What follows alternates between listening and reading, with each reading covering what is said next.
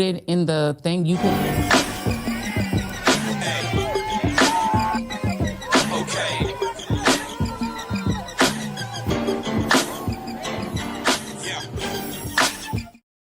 Hello, everyone. Good morning. This is an unusual time for you to be seeing us. This is the Joy Reid Show. We are in breaking news mode because, as everyone I'm sure now has heard, our friend Don Lemon has been arrested. The regime has come for Don Lemon. Let me read you the statement just to start out from his attorney, Abby Lowell, one of the best attorneys that you could have in the country. So luckily he has a really good counsel. But this is the statement from attorney Abby Lowell regarding the arrest of Don Lemon. Don Lemon was taken into custody by federal agents last night where he was covering the Grammy Awards. Don has been a journalist for 30 years, and his constitutionally protected work in Minneapolis was no different than what he has always done. The First Amendment exists to protect journalists whose role it is to shine light on the truth and hold those in power accountable. There is no more important time for people like Don to be doing this work.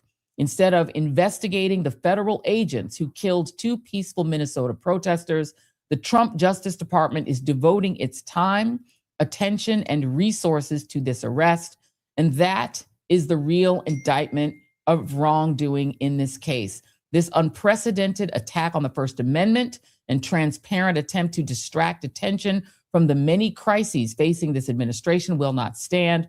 Don will fight these charges vigorously and thoroughly in court. Don was in Los Angeles, presumably to cover the Grammy Awards. I actually, weirdly enough, was texting with Don late last night as he was completely happy and doing his work, doing his job.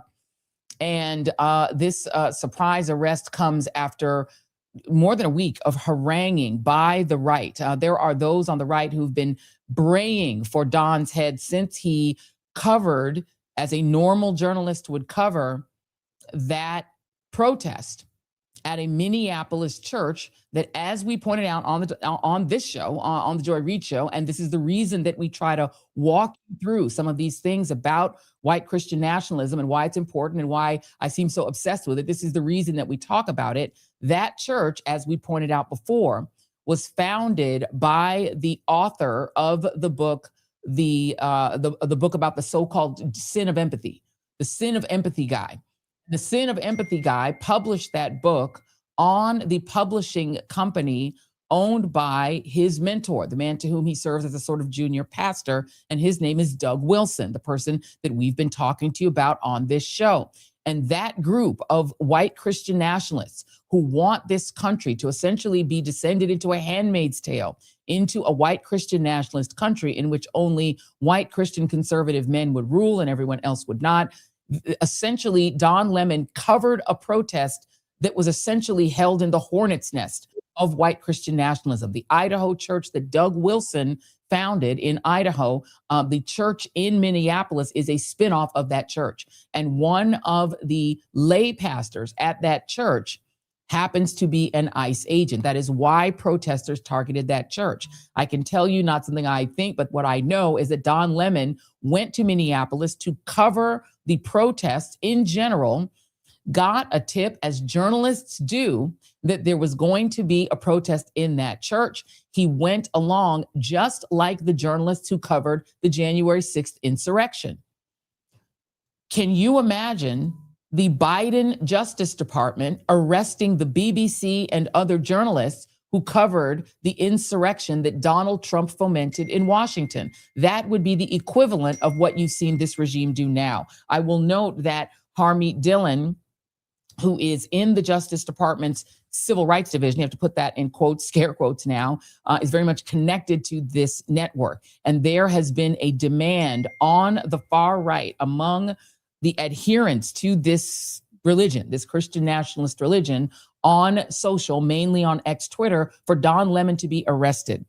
They have been attempting, and a federal judge actually threw out in a previous attempt to try to charge Don Lemon and other journalists with a crime for simply being at that news that site where a newsworthy event was taking place. it is the job of journalists to cover news-making events. And that was for certain a news-making event. He covered that event. He interviewed the lead pastor in the church. He interviewed people inside of the church. He said exactly what he was doing, and he did it. And for that, the regime has decided they would like to attempt to charge him with a crime. We are attempting to scramble to get some attorneys on to talk about this. We've been in touch with a bunch of folks, and we're going to try to work to get some folks on who can sort of start to lay this out, because what we're seeing right now is an escalation. And you must understand what you are seeing now as an escalation by the regime, which feels cornered because of the reaction, the public reaction to the shooting deaths of 2 civilians in Minneapolis, on top of the 7 other people that ICE has killed just this year, starting with Keith Porter on New Year's Eve. The escalating reaction to that, following the shooting murders, one can only say, of Renee Nicole Good and Alex Preddy, has caused the regime to escalate. You had seen what looked like a climb down from the regime, with Donald Trump removing the head of Border Patrol. So the killing of Alex Preddy was not by ICE, it was by agents of the United States Border Patrol. The leader of Border Patrol, that would be Greg Bovino, was pulled out of Minneapolis as a way to try to change the face of the occupation of Minneapolis. He was replaced by Tom Homan, who is the border czar. He is seen as a sort of a normalizing force. That is at least what they were claiming. That is not what has happened.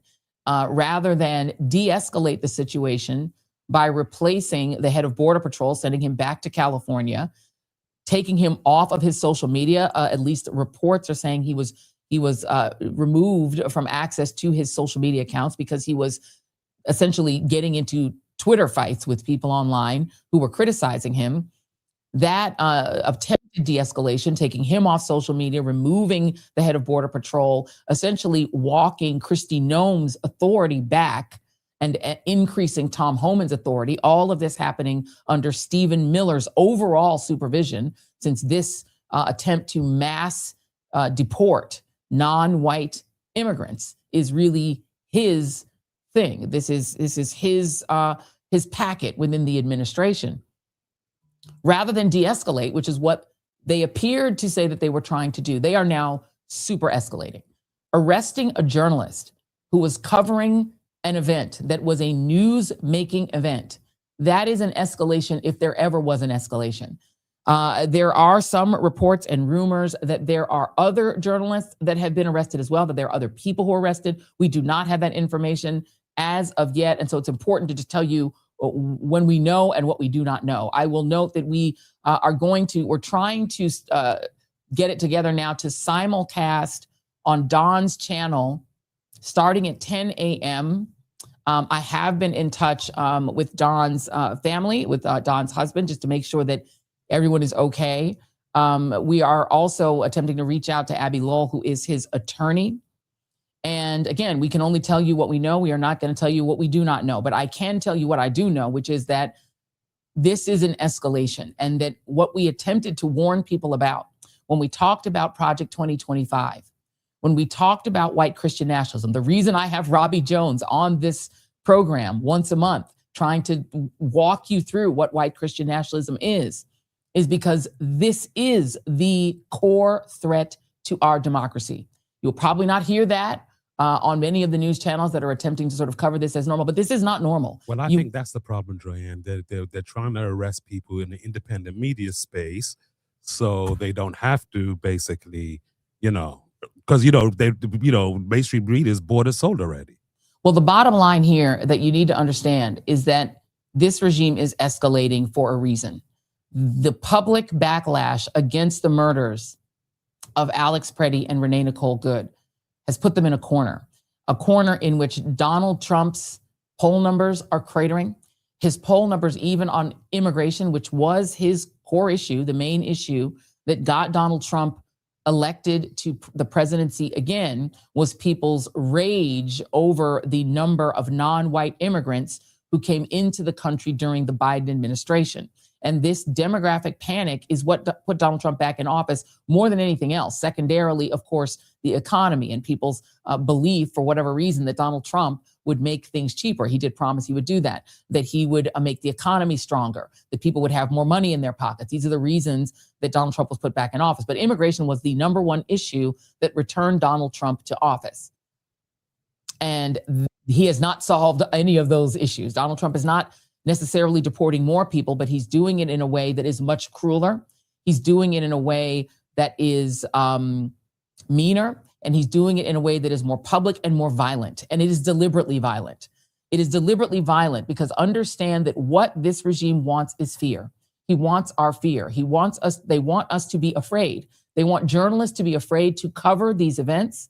They want you to be afraid because they want you to see the images of Don Lemon being arrested so that will put fear into you, so that will put fear into me, other independent journalists, and other traditional journalists. They want compliance. They want obedience. Donald Trump yesterday remarked upon his envy of Kim Jong-un, that when Kim Jong-un says jump, his people jump to attention, and he would like to be treated the same way, per Donald Trump yesterday.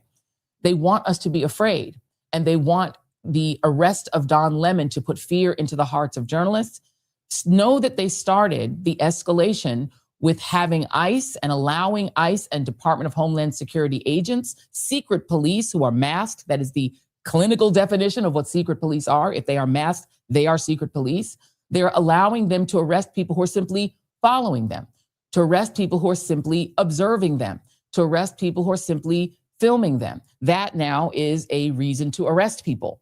Then they escalate now to arresting journalists for simply covering the events that they themselves are doing, covering the things that they themselves are doing. We have some guests that are on tap here because we are going to try to get as much information as we can. Let me introduce Liz Winstead. She is a longtime activist in the abortion safety space. I want to bring on Dean Obeidallah, host of the Dean Obeidallah Show. He is a comedian and also a lawyer, thankfully, and also the host of the Dean Obeidallah Show. We have Lev Parnas, who is, of course, of Lev Remembers. His Substack is critical in this hour. He is the person who first warned us and warned you that Don Lemon's arrest was imminent.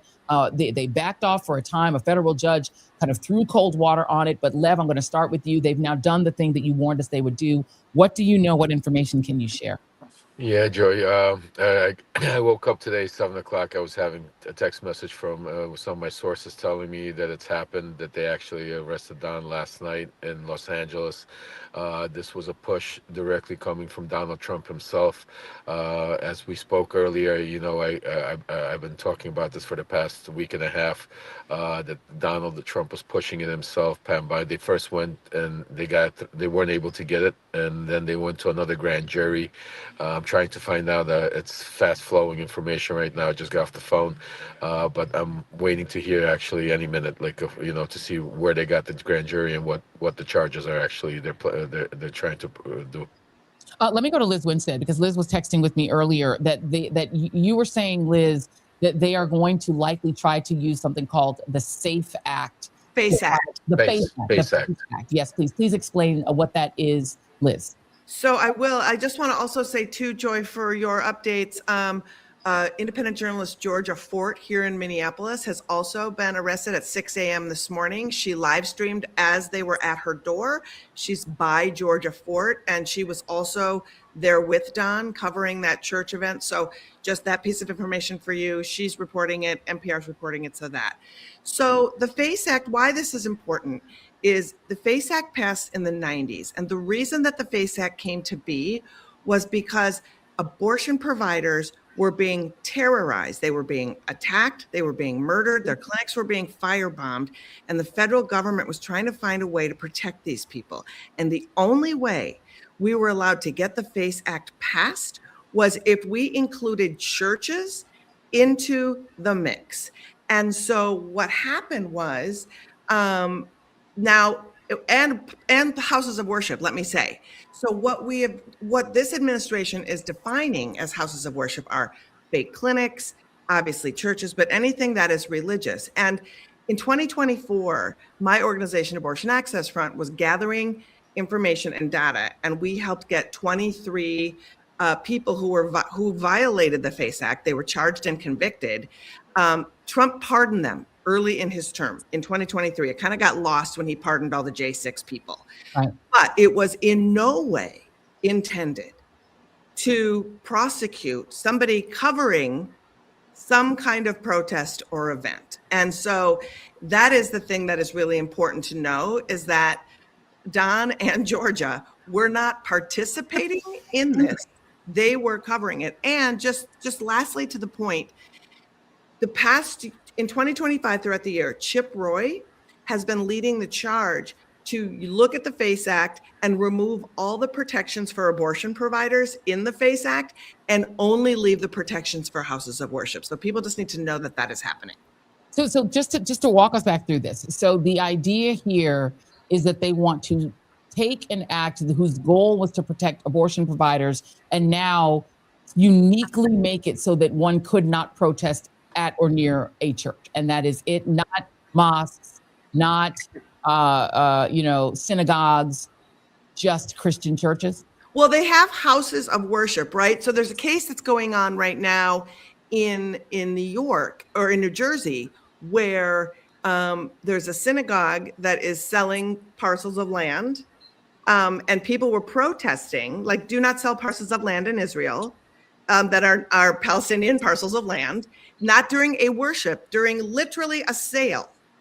And so the government's also trying to prosecute the protesters who were saying, we protest this, we don't think this is right, under FACE as well. So it's very pick and choosy. And I just cannot stress enough that the only reason houses of worship were in this was because it was the only way our government would ever pass protections for people trying to access reproductive care.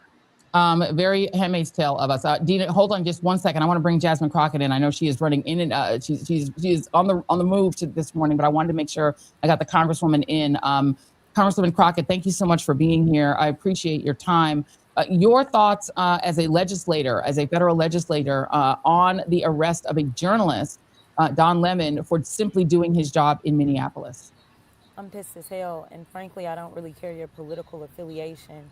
You should all be outraged. We are seeing our democracy die. I mean, if you're a Republican and you feel nothing, then imagine it's Tucker Carlson.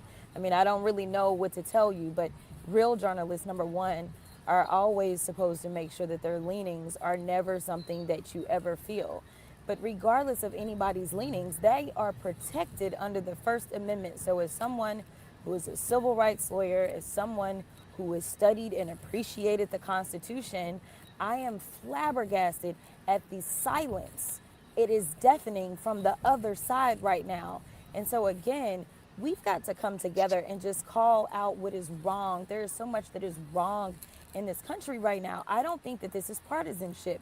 We understand that the MAGA movement has never really been about those priorities of the Republicans. The MAGA movement has been about consolidating power behind one man. That is not what democracy looks like. And so I am encouraging all of my colleagues to stand with Don Lemon, regardless of the people that elected you, because this is going wrong so fast. It is finally time for us to put a check, to be a check on the executive branch of government, because right now things are looking really bleak. It is looking really bleak, and I'm going to very quick. I'm going to go to Dean in just one moment, but I stay with you just for one moment, Congresswoman. We no longer have an executive branch effectively. If something were to happen, who are you going to call? The FBI? The FBI is gone. The DOJ is simply Donald Trump's revenge machine. All they do is try to prosecute vengeance on behalf of Donald Trump, or to go after things that he's still angry about, seizing the ballots in Fulton County, Georgia, just because he can't get over losing an election, allowing secret police to arrest people for simply observing the kidnappings of, in some cases, U.S. citizens. Where is Congress? Why, to your point, where is the outrage on the other side that essentially we no longer have an executive branch. We just have Donald Trump and Stephen Miller, apparently. Yeah, I mean, that's why I truly believe that, first of all, I'm shocked that the Senate held the line, but I'm thankful that they held the line. Unfortunately, we weren't able to hold the line on the DHS funding in the House, but I will tell you that this is our opportunity. This is where we are going to have to fortify. We should not be funding shit in this country right now until we do something to fortify. This is our leverage right now. And if we fumble the bag, then it is on us. And so on the Senate side, they need to start empowering individuals to be able to go to the judiciary. We are not winning when it comes to the legislative branch. We are not winning when it comes to the executive branch. Our win is going to be able to say, you can bring a private right of action for X. You can do this and get out of custody. We've got to make sure that the legislation is there so that these judges who are absolutely doing their part. We know that the first judge said, no, I'm not signing off on a warrant for Don Lemon. So we have to make sure that lawyers like Don's Abby is going to have a little bit more firepower. This is what we got to do. I don't want to see a bill that says, well, you know what? You guys are acting naughty, so stop ignoring the law. We are going to just go ahead and re-emphasize what the law is. They don't care. They don't care. So the only thing that we can do, because we know that Congress has abdicated their duties, is we need to make sure that individuals have the power to seek redress in the courts, because at least on the trial level and even some of the appellate levels, they are holding. It's the Supreme Court where things go wrong. But if we make it black and white, their only job is to interpret the laws that we write. And so we absolutely need to make sure that we shift to giving people power and allowing their lawyers to do what they need to do to get them out of custody, to hold, this DOJ, Pam Bondi and them, make sure that we hold them to account, all those things. We got to shift the power, because there's nothing left with the legislative branch. And you said that he went and got the ballots because he can't stand the fact that he lost. He knows he lost. We have all the evidence. Jack Smith talked about it. They all knew. Rudy Giuliani, everybody that's going to testify against him, they all knew that he lost. Going and getting those voter rolls is deeper than the fact that he lost. 100%. It is deeper than that. It is just like they went and got the voter rolls out of Texas. It's just like they say, we will stop killing people and we will leave Minneapolis if you just give over your voter rolls. It is just like he has said they are going to impeach me if I lose. It is just like he has gone through every state that he could think of and decided that he was going to redistrict. This is about rigging our elections, and I thought that he was going to go after it in 4 years or 3 years or 2 years, whatever we got left before the next presidential. But he is concerned about these midterms. Yes. He is concerned, and so it's deeper than just doing. No, they are absolutely about to kick people off their voter rolls. So we need people. In fact, I want to encourage everybody. I don't care what state you're in. Just go register to vote. You can't register enough times. Just go register to vote. Even if you're like, I've been voting for the last 50 years, go register again. I'm encouraging everybody, go register to vote right now. Register to vote. Everybody, we need a mass voter registration. Everybody needs to register, because right now what they are trying to do is kick people off, and right now they are intimidating. And so, Joy, I want to applaud you, because they want journalists like you to say, you know what, never mind, I am not going to tell the truth. They want to silence you. They are killing people in the middle of the street to send a message. Do not protest us, because we will kill you. But there are more of us than there are of them. We have to make sure that we stand together. They divided us before. I keep telling people, they divided us. They made us feel like the enemy was the immigrant, or the enemy was the trans person, or the enemy was black folk and DEI. That was not the case. The only enemy is this administration that is literally killing us.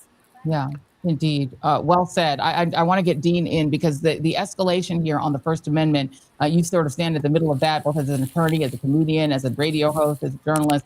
That is, Representative Crockett, I think, has that exactly right. The goal is to keep us all silent and fearful.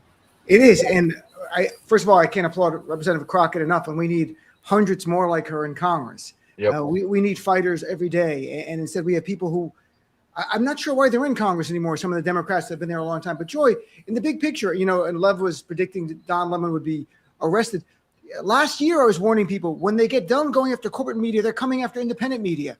This is from the fascist playbook. This is nothing is original that we're living through. I've been screaming, Joy, you've been screaming. We've been screaming for over a year.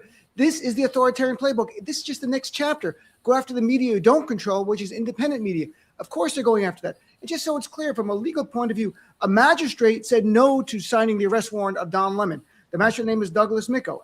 And then they appealed to Patrick Schultz, the Bush-appointed federal judge, chief judge in the district, who said no. Then they appealed to the 8th Circuit Court of Appeals on Friday in a secret application we didn't even know about. 3 judges on it, 2 Trump appointees, and they said no to signing off on the arrest warrant at least in an expedited way.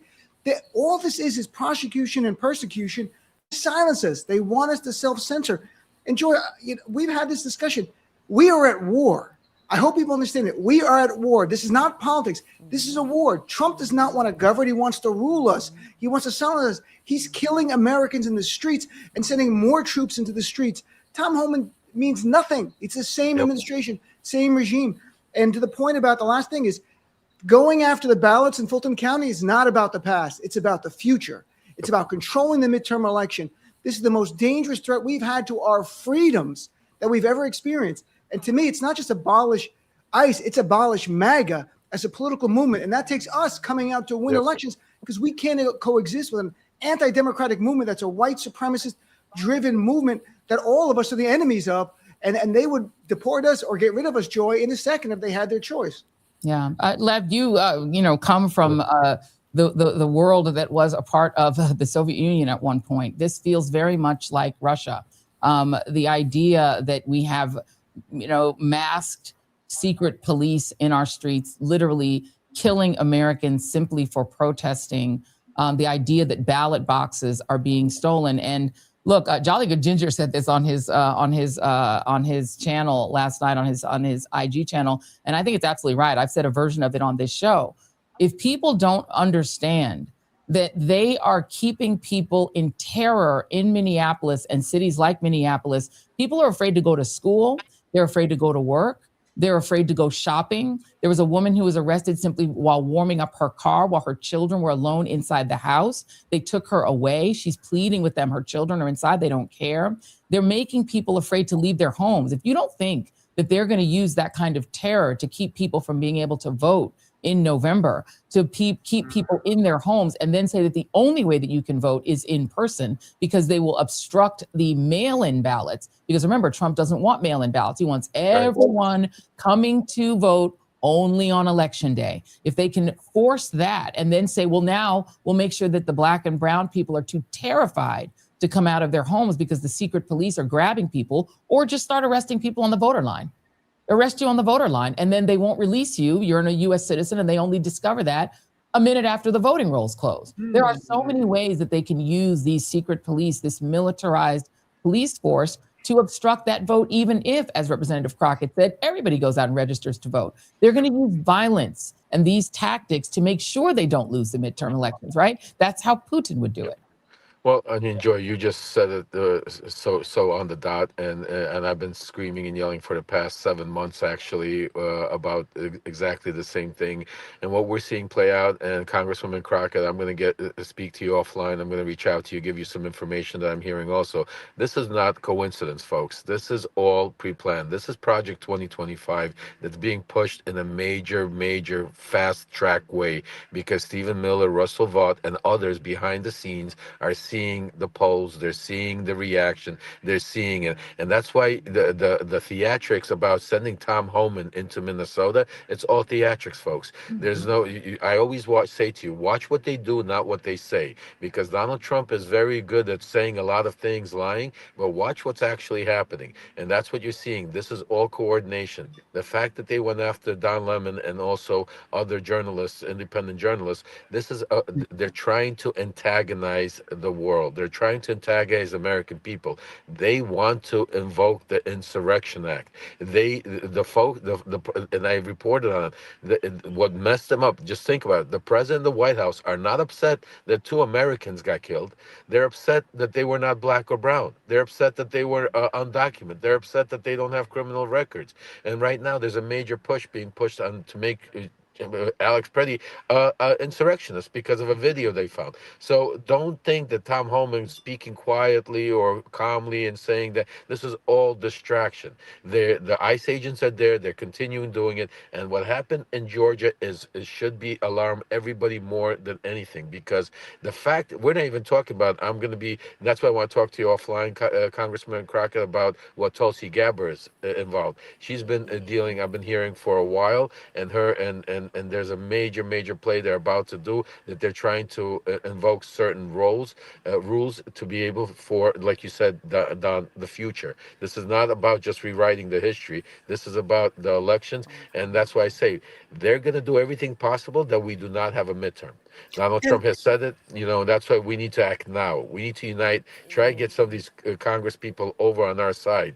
And that's why, I don't know what we need to do, Congresswoman, but we need more people like you and how, to be speaking truth to power. Let me let I'm Congresswoman go. Before I let her I'm about to get my hair done, and I don't want the internet to see it all. Yeah. They don't need to see the entire I'll give you the process. last word, But- so you can go ahead. No, but I was just going to say, definitely that let's link. And I do think, again, that our leverage exists right now.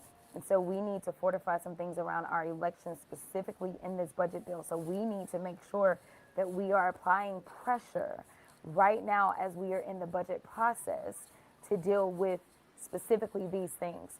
So definitely, Joy, pass along my information.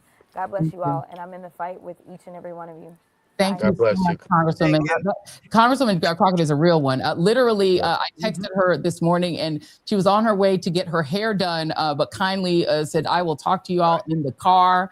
And she stayed with us all the way until she sat down in the beauty shop chair. That's a real one. That's how you know. Yeah. Now, and Joy, if I could just add, so I'm born and raised in Minnesota. I'm in Minneapolis right now. I've been here during this whole time. I've been on the streets every single day. And something that there's 2 things that I want to point out. And one is that through our labor movements and through George Floyd, Minnesotans profoundly understand that we are the ones we are waiting for. That is why you are seeing this, right? You are seeing us out there because we know that it is us. And second of all, where in Minneapolis, both of these people were killed that we talk mostly about is in Ilhan Omar's district. Minnesota has the #1 voter turnout in the country, and Ilhan's district has the #1 voter turnout in Minnesota. So where this is happening right now in Minnesota is the most democracy-minded place in our country. And Ilhan's district is majority white. Ilhan wins with 87% of the vote. So it is a gross miscalculation if you do not understand who Minnesotans are from every single angle, because you don't come out into these streets in this weather against this much force unless somebody has set a foundation that is worth fighting for that hard. So whatever Trump wants to say about Minnesota, everybody understand that we are so ride or die for this state and for our neighbors, and understand that this immigrant community that has expanded what it means to be a Minnesotan. Like, look, every immigrant that's come here has made the potato better. What are you even talking about? The food alone is just like, we'll ride at dawn, right? And so just understand that we are not giving up. Never be afraid, and never underestimate that we think anything is possibly ever going to be okay, because we aren't. The signal groups we made during George Floyd became community actions, became neighborhoods, became friend groups, and were just reactivated in a different way. It is, and I think that is absolutely true, Liz, and I appreciate that, and I love the positivity. I think that it is, Dean, as much as we want to be positive, a lot of people are afraid this morning. We're waiting on a statement from the National Association of Black Journalists. Hopefully that is coming soon. We are waiting on some other folks. We're trying to get a couple other people on here just so that we can get a few more of the legal breakdowns. But right now, Dean is our lawyer. And I am the lawyer/comedian on this panel. I am doing both. I could do, tip your waitresses and let's talk about the law for a little while. Talk law for a little bit. Yes, please. Talk to me about what the process is likely going to be for Don. If he is being held in, this will be a federal case, where might he be held in Los Angeles? How quickly might he be released? Hey, Joy, before Dean goes, I'm going to get off. I'm going to make some phone calls, get us some information, and then I'll join back on because I got a text message. I might get some information. Let's get sources. Yeah, Les, come back. Get sources. Joy, can I say one quick thing, though, and I'll get to that legal thing, to the point that Liz made. Yesterday on my show, I had Minneapolis councilperson on, Aisha Chugtai, who I'm sure Liz knows. And talking to her, Joy, it was very surreal. She's describing what's going on. She's showing me the whistle. She's saying what they're going through, the resilience. And it reminded me when I spoke to someone in Ukraine during war. And it seems like they are behind enemy lines. They were on the front lines of fighting for our freedoms in Minnesota. And it was a very surreal. And I said to her, this is what it feels like. And she goes, that's what it feels like to me as well. That we are in a war. We are behind the lines here, fighting the good fight that try to save democracy for all of us. So the people of Minnesota deserve such a round of applause for what they're doing. Yes. And this smearing Lev was talking about, Alex Preddy today, where Donald Trump posted, he's an agitator, maybe an insurrectionist. The video 10 days before, from a legal point of view, has no bearing whatsoever on the moments when they executed him.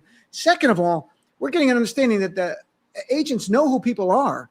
It actually makes it more likely it's premeditated. They knew who Alex was, and they roughed him up. And in that video, Trump's like, look how calm the agents are. They cut the video. They weren't calm. No. Alex kicked the car. Nobody in the car was hurt. They get out. They just assault him. Another officer assaults him. They never arrest him because they're not there to arrest. They're there to terrorize. They're there to terrorize the people of Minnesota and in turn the entire nation.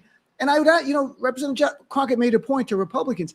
What would it be like if during a Democratic president, armed mass agents by the federal government came to patrol your neighborhoods? Would you stand up or would you submit? And they would stand up the same way we are, because it's in our DNA as Americans, which Trump doesn't get. As Americans, we're drilled into our mind to rebel against the king from when we're children, because we're told about the history of this country. Trump doesn't get it. So we're dealing with that fight. By the way, from a legal point of view, Joy, until I see the charges, I assume it'll be a felony charge, but it's hard to say. They're holding him in LA for a charge for a crime in Minnesota. Now they're going to extradite him from California. He'll probably consent, but they'll bring him over here. But it'll be a felony. He'll be processed. This makes them a great deal of joy to process Don Lemon through the system like Donald Trump had to. He'll get a mugshot. He'll post bail, not released on his own recognizance, perhaps. It was nothing violent. But again, to remind people, a magistrate, the chief judge, who was a Bush appointee, said there was not the grounds to charge Don Lemon or his producer or Georgia Fort. Then the Court of Appeals, 8th Circuit Court of Appeals, said there's no reason for expedited because the Trump administration wanted to make an example of them because their leader, Trump, said, get Don Lemon. That's what happened. And then we get this. So it looks like the grand jury met. I was reading the grand jury was not going to meet till mid of this week. I have a sense that's what happened. They went to the grand jury. It's very easy to get an indictment. Most people know that. So that's what makes it stunning when they couldn't indict Tish James, shows you how little evidence they had. Right. And they got a felony charge, and it's probably the FACE Act. That's probably what it is. He was a reporter in there covering it. And the last thing here is Georgia Fort. The reporter said, as a member of the press, I filmed the church protest a few weeks ago. Now I'm being arrested. This is this morning, she said. It's hard to understand how we have a constitution, constitutional rights, when we can just be arrested for being a member of the press. That's exactly the message the Trump regime is sending. If you cover our protests, we're going to put you in prison. Yeah, she has been terrific on the ground for years. So highly recommend by Georgia Fort. Incredible. And Dean, I just enjoy to understand what it's like here in Minnesota, just to give you just a little bit of a way it's going down is Minnesotans.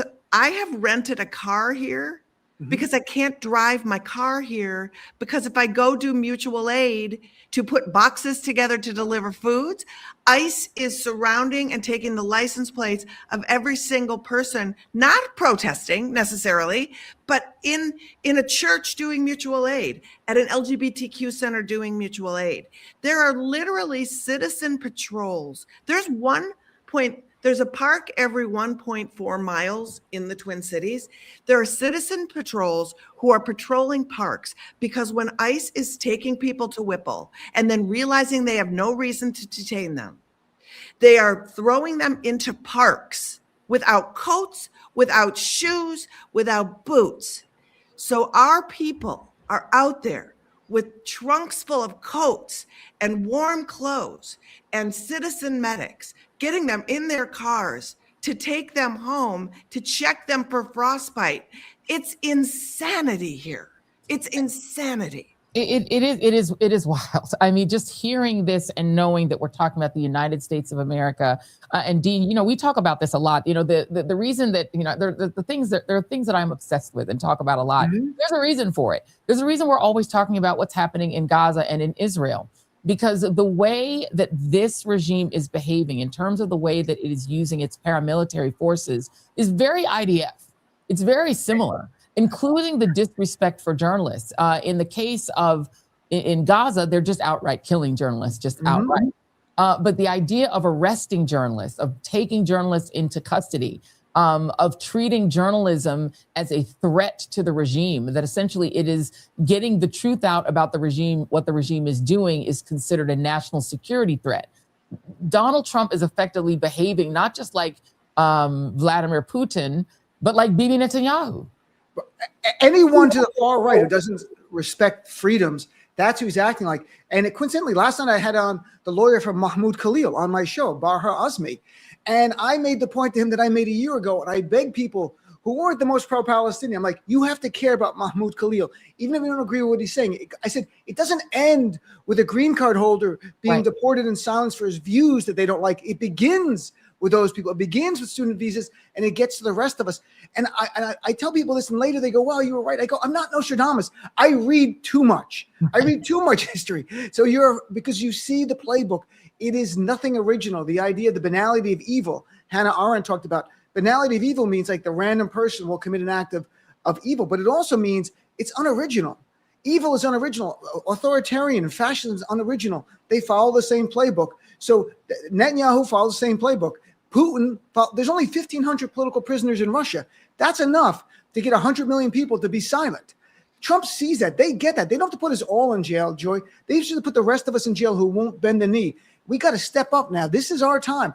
Generations before had to travel across the ocean to fight fascism. Here, all we have to do is engage in politics, keep speaking out, don't bend the knee, get ready for the election. I think we need international election observers in America in November. We need them from all over the world, from our NATO allies, watching this election, because they're going to steal it right in front of us. We all know they're going to rig the election. So this is the most challenging time as an American I've ever felt. This is not the United States of America. It's not a democratic republic any longer. There are no checks and balances. It is, we don't have an FBI, we have a TBI, the Trump Bureau of Investigation, who targets anyone he doesn't like, and they're fine with it. These are dangerous people. Joy, they will kill us and smear us as terrorists. Yeah. If they killed you, or God forbid, or me, or Liz tomorrow, then they would say the Dean was a domestic terrorist. Liz, Joy, that's the playbook of the Iranian regime. In literally, they use the term terrorist, literally, non-exaggeration, just like Kristi Noem and Stephen Miller talk, Alex Preddy and Renee Good. Folks understand we are dealing with a regime that will kill us, and their supporters on Fox News will defend it. That's what we're dealing with. This is not the country we once knew. It is not. It is not. But it is a country that we can recognize because there are foreign countries that are like this. We're just not used to it being in America. And Liz, you know, you and I for a long time, maybe more than a decade, have been talking about abortion rights, and people do the same thing. They're like, well, why should I care about that? The same way they'll say sometimes, why should I care about Gaza? And again, it is because in the case of Gaza, as Cheryl and I have famously said to me, it's either Gaza there or Gaza here. They'll do the same things here. But in terms of abortion rights, people have not made the connections, Liz. No. This Christian nationalist movement, this white Christian nationalist movement, has been attempting to subordinate the Constitution to their version, a twisted version of the Bible. These people have wanted a white Christian nationalist theocracy since I was in high school. Yes. The anti-abortion movement was the tell. The way they used to literally bomb abortion clinics in terrorist acts. And then they've taken that bomb abortion clinics, far-right movement, and codify it into protecting that movement against us, into telling women their only purpose. This is the, you know, the guy who is the sort of leader of the white Christian nationalist movement, that the only purpose of women is to have children. And they're back at it again. And now they're essentially taking the legislation that you all helped pass to try to protect abortion clinics and using it to prosecute Don Lemon. Well, and Joy, think about this, y'all. Last Friday, when between 50 and 70,000 people were marching in the streets here in the Twin Cities, and I had the great privilege of hosting that rally in the Target Center and being surrounded by the love, that same day, 100,000 anti-abortion extremists marched in Washington for the March for Life and promoted on stage the new Heritage Foundation white paper called Freedom and Family or some shit, that is literally a Project 2025 for your uterus, that is resetting how people should be in the world. And these are the kind of things, and let's talk more in 2026, Joy, because as we are being under this umbrella of fascism, really horrible things are happening that we don't even get to because it's really hard to get to, right? And so when we think about the Christian nationalists who were at January 6th, they're the same people who are outside of abortion clinics, they're the same people who were at the March for Life, and they're the same people who are in ICE. Let's be clear, right? This is, and this whole reinvention of literally reclassifying women, and I don't say this lightly, as chattel. You're either property of the government or you're property of a person you're married to, right? You know, they're literally not jokingly talking about repealing the 19th Amendment and having one family, one vote. I mean it. By the way, just not to interrupt you, but that is the way this country was founded. Again, people do not understand history. When this country was founded, women were property. And I'm talking about white women, not just Black women. I'm talking about all women were considered property. And the vote was considered a household vote that the husband owned. And the only way that women got to, quote unquote, choose elected leaders is through their husband's vote. There was no independent right to vote. The people on the side that have been screaming for Don Lemon's arrest have been explicitly also saying that we need to return to the household as the core unit of American society, that women are not separate human beings that have their own rights and have their own independent lives and freedom. They are simply units of either their father's household or their husband's household. If you all don't think that these things are connected, then you really aren't paying attention. Liz, it's all the same thing. And I just want to add this point is the most extreme, one of the most extreme leaders in the anti-abortion movement and Christian nationalist movement is a guy named Jason Storms. He is the head of Operation Save America, and he's also now the head of this C4 called the White Rose Resistance. He is a man who believes that in this doctrine that's called the doctrine of lesser magistrates, and I talked to both of you about this on both of your shows.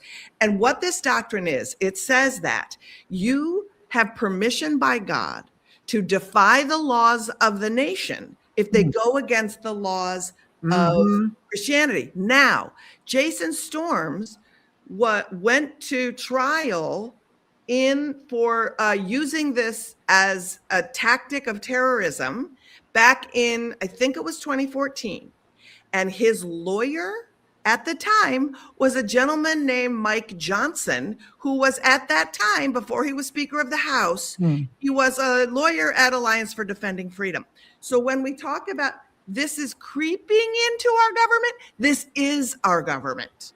Correct. And you should also understand, people are calling Jeffrey Epstein's name in the chat, and it is also relevant. Because the hedonism of the people who want to rule us, the people who believe they should rule us, also believe that their hedonism should be protected and that there should be global surveillance over all of us. And keep in mind that Jeffrey Epstein was connected to all of the techno bros who are now creating the global surveillance system that will accomplish what Dean and Liz are talking about. A society in which a small number of white Christian men rule us, in which the rest of us are effectively cattle. You will either be a work cattle, a breed mule cattle, or you will be effectively a slave. This is what they want. They want back that world. There's a reason Curtis Yarvin makes excuses for slavery. There's a reason Pete Hegseth and all of the rest make excuses for slavery and try to say it wasn't so bad, because they want it back. They want the kind of capitalism back where a small number of elect rule this nation and everyone else complies. And they are attempting, by arresting Don Lemon, by arresting Georgia Fort, let's not forget her and make sure that we say her name as well, because Georgia Fort doesn't have the notoriety of a Don Lemon. She doesn't have Abby Lowell. Hopefully she will be able to get great counsel like an Abby Lowell to defend her as well. We need a fund to protect journalists at this point from the government. And look at the through line. You had Renee Good and Alex Pretty killed because they were observing the Trump action and videotaping it. Why is Don Lemon and Georgia Fort arrested? For simply documenting what the Trump administration is doing. You know, they do not want the sunlight, the disinfectant of sunlight to be shown upon them. That's the big idea, that if you show that the world sees it, you know, there will be a rebellion. And how is this playing on the world stage? I mean, the world must look at America and go like, because again, if you just read about this country from the outside, that they're killing protesters, they're arresting journalists, they're stealing elections in advance by going to get all the ballots in another state. They're going after media outlets. They're trying to take Jimmy Kimmel off the air. We were the ones that saved it, or he would be gone. You would say that's not a democratic republic. That's not a democracy. That's an authoritarian state. And you know what? You would be right in saying that. And by the way, to Liz's point about, I love how they say that Muslims, I'm Muslim, that we want to impose our religious beliefs as law. They say that about Zohran Mamdani. Like, no, Zohran's a democratic socialist. He's not a Republican. It's Republicans who want to turn their religion into law. That's what's going on. We're not doing this. But at this point, the Taliban should sue the GOP for trademark infringement, because this is unbelievable. This is just one box after the other with them about religious supremacy. And I wonder, Joy, I mean, do you view this more as authoritarianism for the service of power, or is it the religious component? Is that really the key? Is that the fuel that you see?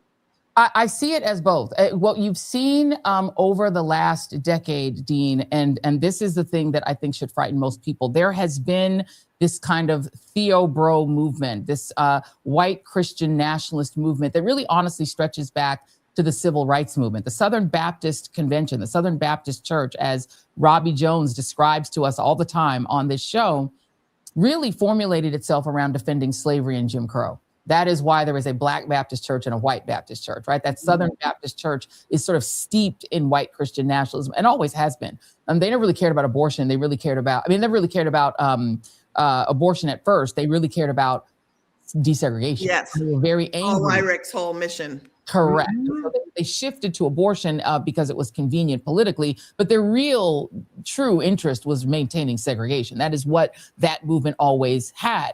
Then you had these techno bros who came over, many of them white South Africans who grew up under and enjoyed South Africa's apartheid system and have come here and are attempting to set up this sort of technocracy, this sort of technology-based autocracy in which a small number of high-tech enabled, very wealthy billionaire tech bros would rule the country through a quote-unquote CEO. Donald Trump is not really at the top of the pyramid. He's more like the executive director of what they want to do, because they would really be running the country. These two movements have merged, folks. These two movements have merged. You've seen the Peter Thiels of the world start to connect to the theocratic autocrats. They've now merged. They have one movement.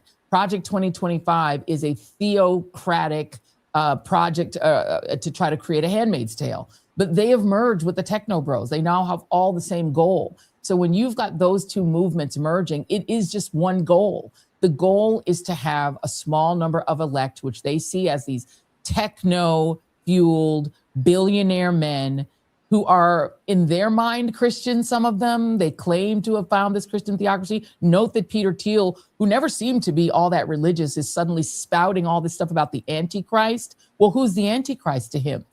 People who are trying to advocate for the environment. Mm-hmm.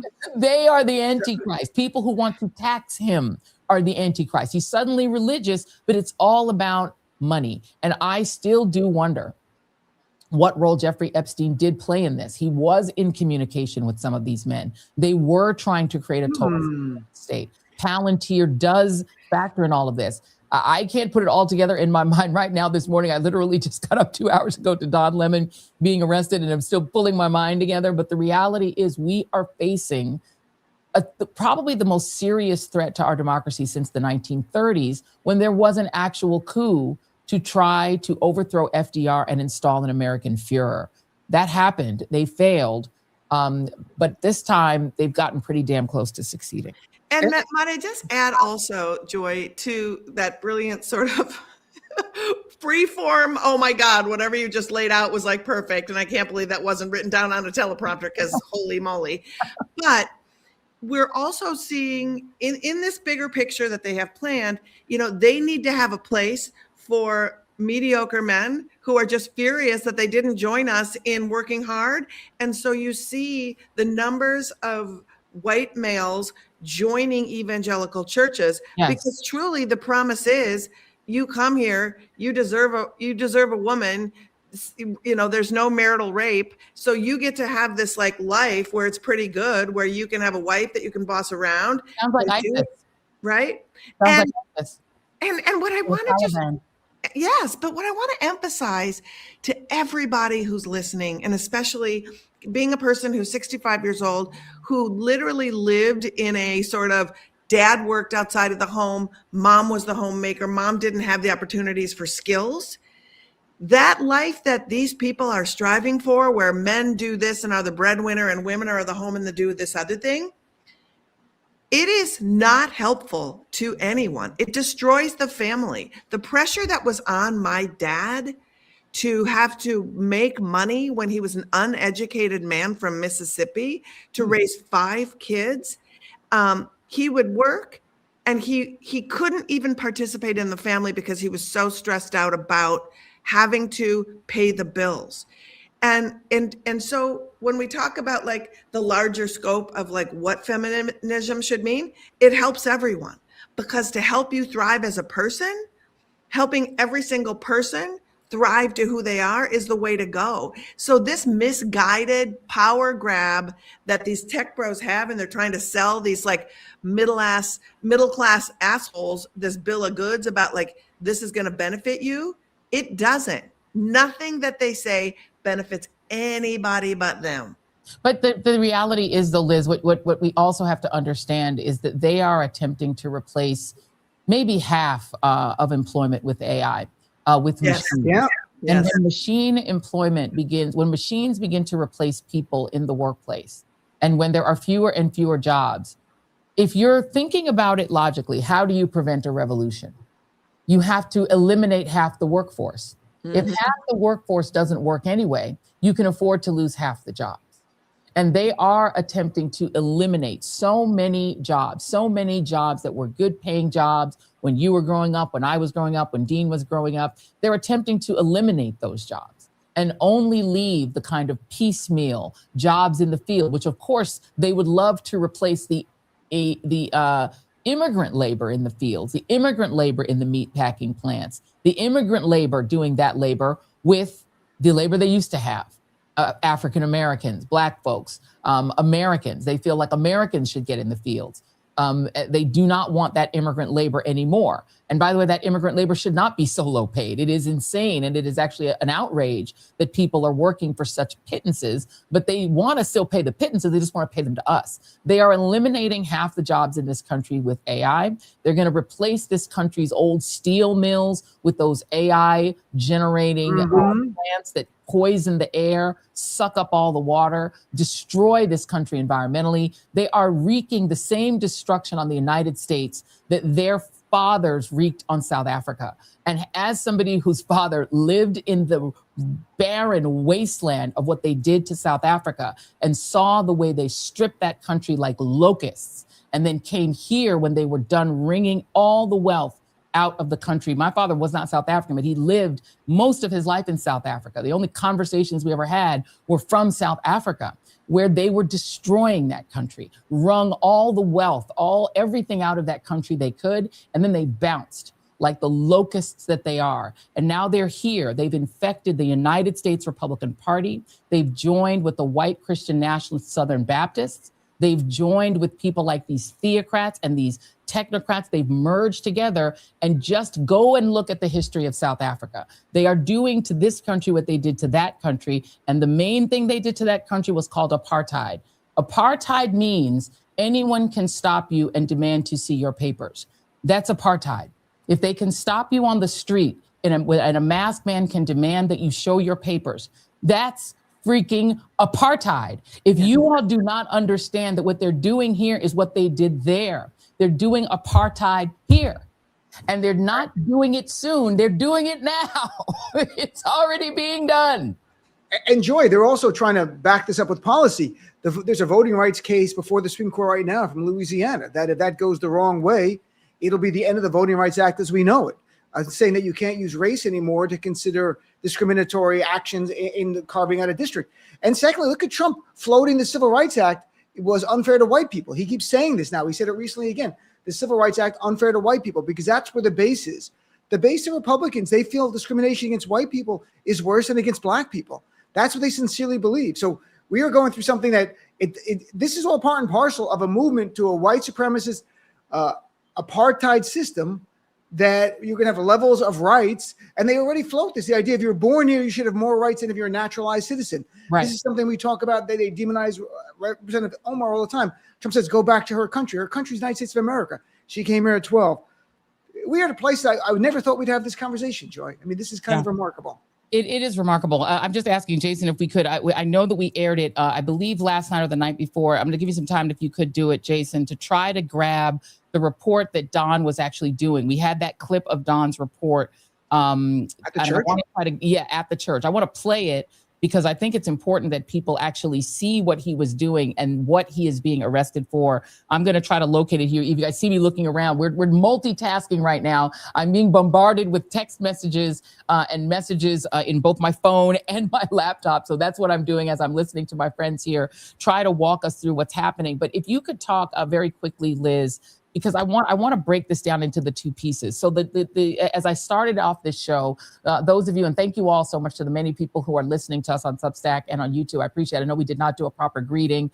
We were going to try to simulcast with Don's show, but everything is happening so fast that we were not able to do that. So appreciate everyone who's just been patient with us. This is a live that we don't normally do at this time of the day, but it is breaking news. So we wanted to make sure that we did. I will let you know that Don is, as far as we know, okay. I have reached out to his husband, Tim. Please pray for him. I've not been able to reach Georgia Fort. We need to really keep her name. Thank you, Liz Winstead, for making sure that we keep her name also involved. We don't know if anyone else has been taken into custody. They were attempting to also issue arrest warrants for Nikema, who is the main activist. That at the time they were trying to have all of the activists also arrested. But it is interesting, and it would be interesting if they only arrested the journalists and did not also go after the activists, because they wanted to go after them too. But on the theocracy side, Liz, go back and talk about just what it was like during the 1980s when you were merely 2 years old, a baby. You didn't even barely exist. I was a little baby. You were an infant. The tiniest of children. But I just need people to understand the intensity of the anti-abortion movement at the time, because that will allow people to understand what we're dealing with now. Yeah, so the anti-abortion movement at the time in the 80s, first of all, there were no guardrails in place at all to protect clinics. And so there were massive people armed, screaming. The clinics were being firebombed. Doctors were being murdered. One doctor was murdered in his kitchen making soup. One doctor was murdered in the parking lot of his clinic. I will tell you the story. I was a very young clinic escort at the time. And before we had any laws that would barricade in place, a common tactic would be you would lock arms to try to block them from forcing their way into the clinic, which they would do. They would force their way into the clinic, and they would chain themselves to exam room tables, to exam room or waiting room chairs. They would pray over people until nobody came to get them out. Literally, it was, again, regular people getting them out. So when we would lock arms outside of the clinic, what they would do is they would have their protest signs, and they would have tiny little nails, just the tiniest nail popping out of the bottom of the protest sign. And they would walk past you, and they would cut your legs with that little thing, and they would just keep going. And you didn't want to unlock your arms, because if you did, they would get through. But inevitably, no matter how, if they went through, I have scars on my legs. If you go through, if they would scrape you with that nail, they would just silently go past. And before you knew it, they were gone and vanished. So they had used a weapon on you that wasn't a weapon. And then you were like, oh my God, my legs. And then they would break through where you let go of your linked arms. And then they would charge the inside the clinic. But when I tell you, they did not care, and they were sent there by churches. They were bussed in by churches. They were all in the same space, and at the same time, then setting up these fake clinics. They would be religiously based fake clinics that would purport to help you navigate your pregnancy if you choose that you want an abortion. And then they would, if you went there seeing a sign advertised for them, they would put you in an exam room, still do this, take your clothes, put them in a different room, and your purse, so you can't escape. So they're holding you there, telling you lies about abortion, telling you that if you have an abortion, you'll be sterile. If you have an abortion, you will have mental illness. And unless you had to beg, borrow, and steal to get out of there, it's really, really hard. So these are the leaders. These are the Christian. This is the 80s. This was in the 80s, and now it's just gotten worse into the nows. And when Donald Trump pardoned people that we worked so hard in 2024 to get prosecuted and convicted, when he pardoned them in 2025, they are now emboldened outside of those clinics to go back and do their bidding, right? And so, and I'll never forget, we were in the first Trump administration when the family separation policy happened. And it was so egregious. At that same time, we were on tour helping out clinics around the country, helping the providers. And they were outside of the clinic. And I said to one of them, why are you not at the border defending children? Why is that? And they literally said, and let this sink in, that's not my issue. Right? So when they can parse out watching the destruction of families in one place, and as I mentioned earlier, the March for Life happened last Friday, the same day we had our march. There was not one mention of ICE and of what is happening to real families and real people at all. At a March for Life, nothing, zero things.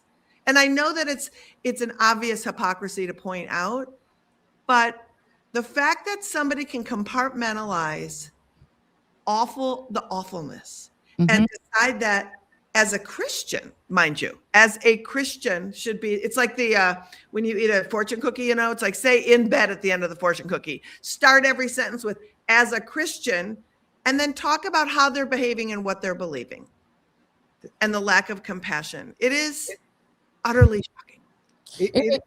Go ahead. Joy, there was a comment by Cameron that they arrested the wrong Don, meaning Donald Trump should be arrested. And Joy, we talked about this so many times in the years that Biden first got in, the need to swiftly prosecute Donald Trump for attempting a coup and for inciting the January 6th terrorist attack. And that justice never came. And so you've got now a reporter, Don Lemon, who's doing his job, doing the best of being a journalist, going in with grassroots activists, just reporting. And he said right afterwards, I'm just reporting this. He was not part of the protest, but the allegation was that the pastor was involved in ICE, and he's the one in prison right now. Meanwhile, Donald Trump, whose regime has just executed 2 Americans, Renee Good and Alex Preddy, who has been convicted of 34 felonies for cheating in the 2016 campaign, Right. who attempted a coup in the 2020 campaign, incited a terrorist attack, then pardoned the terrorist, a man who was charged with more than 30 counts of violating the Espionage Act for how he treated the classified documents, including obstruction of justice, not only walks free, but is making over $1 billion, according to the New York Times, in the White House in the last year. This is white supremacy on steroids. This is the America that I don't believe we deserve it, because we were ones that fought against this was coming. But this is the America we have now, where the white supremacist grand wizard in the White House kills people, commits all the crimes he wants, totally is immune by the other white supremacists on the Supreme Court, makes over $1 billion. And Don Lemon simply is recording people protesting, which is First Amendment, protesting and First Amendment coverage of the press. And he's the one in a prison cell right now. This is the America that they want. We say it's not the America we want. We can't believe it. Joy, they love this America. Yeah. And that's what I hope people understand. Our fellow Americans, these people on the soil we share with, they see the killing of Renee Good and they see the killing of Alex Preddy and they cheer it. They defend it. They see Don Lemon in jail. They are cheering. Joy, if you were in jail, they'd be ecstatic. Yeah. Me, lesser so. I'm lesser known. But you, Joy, this is what we're dealing with. I've always told Joy, when they come for her, then I leave. Like I'm not in the top list. I'm like in the middle. There's a few other people. They got Don. They come for Joy. Folks, I'm not sure where we're going. We're going to Toronto. Look, if they come for Joy, let me tell you what. Here's something. Give me 1 second, guys, before I let me go. We're trying to get an element in here, and I'm trying to not being able to talk to Jason while I'm talking over you. Sorry. I'm gonna have to do it right now. No. We're just trying to do a little back end here. Jason, if you look in 130:26, it is A1. So I put it in there. All right, so it's in there now. Thank you. Go ahead, Dean. Please continue. No, well, I'm saying this is injustice. The fact that Donald Trump was not held accountable, because you mentioned emboldening, and Liz mentioned the emboldening through the pardon. That's exactly what Donald Trump pardoned the January 6th terrorists, emboldened them. How many are part of ICE now? How many are killing Americans? They are loyal to Trump over the United States of America. And corporate media is too timid to talk about MAGA terrorism. What happened to Representative Omar in Minnesota was a MAGA terrorist attack. That man was a Trump supporter. He loved Charlie Kirk. He loved Turning Point USA. He went there because Trump made Ilhan Omar a target. He went to terrorize her. That is MAGA terrorism. January 6th, they would not even call January 6th a MAGA terrorist attack when it was 100% a MAGA terrorist attack. So much of this is we've been screaming, Joy, you, Liz, and others, and corporate media says, shut up, or others say it's too scary what you're saying. And I also just want to say, too, the thing that yesterday, Joy, I think it was when you posted 400,000 followers. I literally was at my house and I burst out crying. And I burst out crying because you have always been, it didn't matter where you were, whether you were on Twitter, whether you were on MS, wherever you were, your message was resonant and important and people followed it and they followed you here. And the independent, I don't care about corporate media anymore. Fuck those people. They don't tell the real truth. To be able to see how citizens are taking charge, to have journalists like Joy who understand the experience of fact checking and seeing and knowing, but also platforming those who are doing the work so that it's like, oh my God, they're helping everybody be better is crucial. And I have to say the frustration of asking my sister and my white women to finally understand that you have to shed your proximity to white privilege and to actually stand on the front lines and see what matters. In Minnesota, it's happening tenfold. It is literally, I belong to a community and I don't want my community destroyed. And I am not afraid of the men who want to destroy it, because it is my job to do that, because it's literally, I'm finally seeing it and I'm seeing the cracks of it. And that's also another thing I think that really pisses Trump off. It's like my feeds, all of my feeds are full, thousands and thousands of men saying, why is it always the white women out there? And I'm like, good. Finally, if that's what's happening, good. Good. I want to thank both Liz Winstead and Dean Obeidallah. You guys were very kind to jump on really quickly. I grabbed them out of. We're all scrambling. Look at me! I'm in my picture. We're all in our pajamas still.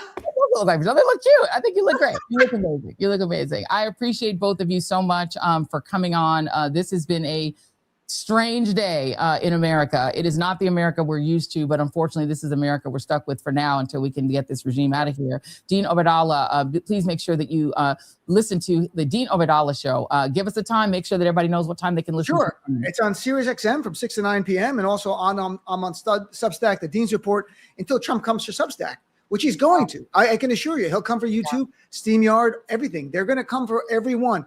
Remember my words. It's not to scare you. It's to prepare you. That's the reality. Scaring is caring. This is what we believe. Liz Winstead, those who, if you love The Daily Show, thank Liz Winstead. She is why it exists. And we appreciate everything that you've done thereafter. An activist, an incredible human being. Where can people follow everything that you're doing, my friend? So you can follow me at Liz Winstead, 2 Z's. You can follow my activism in reproductive rights at Abortion Front. And we have a Friday podcast called Feminist Buzzkills, drops every Friday. And we're going to be talking all about the March for Life and breaking down exactly the messaging and everything we talked about there tonight, 6 p.m. it drops. Thank you all so much. I appreciate you both. Thank you for scrubbing. Thank you, Joy. I appreciate you both. Let me bring in Mark Thompson and Mehdi Hasan are here. Mehdi from, of course, Zateo News, formerly of the artist formerly known as MSNBC, my former colleague, and also Mark Thompson of Make It Plain. Let me just go ahead and get your top line reactions, Mehdi, to the arrest of Don Lemon. Yeah, it's always difficult, Joy, on days like this because you want to be shocked because you shouldn't lose the ability or desire or nature to be shocked and outraged by what this government, what this regime, as you put it, does. On the other hand, it's not surprising. We knew this was inevitable. Those of us who have been screaming from the rooftops about the fascist threat from this administration, the threat to the free press, the threat to the First Amendment, we knew this day would come. And it isn't surprising that it's Don Lemon they've gone after, someone Donald Trump has long loathed and despised, called him a lightweight, called him dumb, called for CNN to fire him, celebrated when he did leave CNN, and then posted recently himself, the president of the United States, Joy. When this all went down, he was sharing posts on his social media site saying Don should be locked up for many years. I remember a time, Joy, when Loretta Lynch talked to Bill Clinton on a tarmac, and it was the biggest scandal ever for the independence of the Departments of Justice. Now we have a president, we've just normalized him saying, arrest this person, lock up that person. So it's a pretty major escalation, even by Trumpian standards. We knew it was coming, but that doesn't change the fact that today we should all be shocked, outraged, disgusted at this major escalation from people who once claimed to care about the First Amendment. Yeah, indeed. Mark Thompson, your initial thoughts? Well, yeah, this is a violation of the First Amendment. Good to see you both. Unfortunately, not under these circumstances. I got a text from someone a little while ago, Joy, who is one who cares a great deal about you, and said, Mark, I'm worried that Joy might be next. And I'm not saying that to be alarmist, but why not? Why would not any of us who've been holding this fascist regime accountable, Mehdi included, not be targeted in this way? And we know that ultimately this is a way to create more distraction on his part. Yeah. But unfortunately, and I confess, I just also got off the phone with Dr. Ivor Carruthers at the Proctor Conference. I don't know, and Dean said it best, I don't know that we are really as prepared as we should be. Some people still think, I know people are traumatized, but it's like they don't believe it is real. Right. People ask, Mark, he's not really going to arrest Don Lemon. Folks, wake up. This is real. And let's go to the extreme.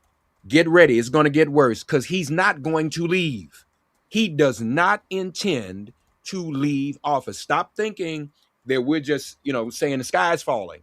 The sky is actually falling. Don Lemon, a reputable journalist, was arrested for no reason at all. All right. So they can come, in the words of James Baldwin, if they take one of us in the morning, they will come for the rest of us in the night. So we got to wake up and get moving, folks. I do believe Jason now has it. We've been scrambling and try to find some just video. So just to remind you what it is that Don Lemon is purportedly being arrested and charged with a crime for. So Jason, if you have that video, we can tee that up whenever you've got it. I mean, this is unacceptable. It's shameful. It's shameful to interrupt a public gathering of Christians in worship. But there were folks who will say, I have to take care of my flock. Okay, but listen, we live there's a constitution in the First Amendment to freedom of speech and freedom to assemble and protest. Yeah. We're here to worship. We're here to worship Jesus because that's the hope of these cities. That's the hope of the world is Jesus Christ. I want to be very respectful. Please don't push me, though. We're here to worship Jesus. Yes. That's why we're here. Yeah. Okay, that's why we're here.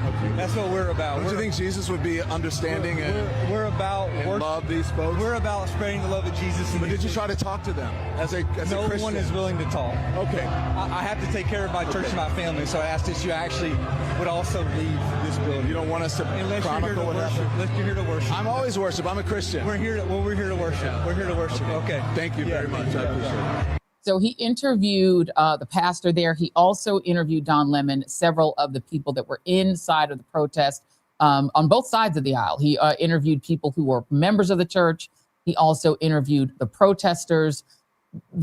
Mehdi, that's the job. I'm not sure what is a crime in going into this. Would be like arresting the journalists who chronicled the January 6th insurrection, saying that they were committing a crime by being at the scene of the January 6th insurrection. Well, it's always ironic to mention January 6th because, of course, there were right-wing influencers, YouTubers who did participate in that insurrection, then used the defense that they were just covering it in order to cover their ass. So as ever, every accusation is a confession with these people. I just want to read out to your viewers what the judge who rejected the Trump administration's attempt to indict Don last week said. He said 2 of the 5 protesters were not protesters at all. Instead, they were a journalist and his producer. There is no evidence that those 2 engaged in any criminal behavior or conspired to do so. Those are the words of the magistrate judge who rejected Pam Bondi's original attempt to try and get Don indicted. They then appealed that to a Bush-appointed judge who said no, rejected the appeal. So I haven't looked too deeply into the charges as to what the bases are right now. I know they're charging him with conspiring to block people from worshiping, etc. But they tried. This was multiple attempts from the DOJ at Trump's insistence and MAGA media's insistence, by the way, to go after Don Lemon. A reminder, Joy, that a lot of what this administration does is based on what they see on Twitter, right? We know this. Donald Trump uses Twitter and social media as a kind of assignment editor. Pulling Tom Homan into Minneapolis and pulling Bovino out was because he saw it online, people telling him to do it. Pam Bondi clearly was pressured by right-wing influencers on social media who were outraged that Don Lemon, this black journalist who they hate, would dare go after someone from ICE in a church. And she followed their lead. And we know that Harmeet Dillon, who was also going out threatening Don on the day it happened, on MLK Day, who is the Assistant Attorney General for Civil Rights. I need to take a shower after calling her that because she has no interest in civil rights. But she's openly talked about how she wakes up in the morning and goes on Twitter to look for cases of kind of anti-white discrimination. She's a brown woman herself, I should point out, hilariously. So the whole thing is absurd. The whole thing is absurd. None of this is based on law. It is all based on a ginned-up controversy by right-wingers who want to go after their opponents. Donald Trump is a serial liar, but one thing he did not lie about was last year he spent all year saying, I will do retribution, I will do vengeance, I will go after my political enemies, there will be revenge. And he stuck to that. He was honest about that. He certainly was. And Pam Bondi has shown zero spine, the spine of a wet noodle when it comes to resisting turning the Department of Justice, Mark, into simply Donald Trump's instrument of revenge. I think when you combine the arrests of Georgia Fort, the independent journalist, and Don Lemon, and you combine that with the seizure of the Fulton County ballots, they've gone back to 2020. Donald Trump is still not over losing that election. When you combine those things, this is a tremendous escalation, which is clearly about ending any dissent ahead of a midterm that they fully intend quite clearly to rig in Republicans' favor. Because they know that they will lose. The next year, this year rather, the guarantee of losing is real. This is also psyops. It's flash banging.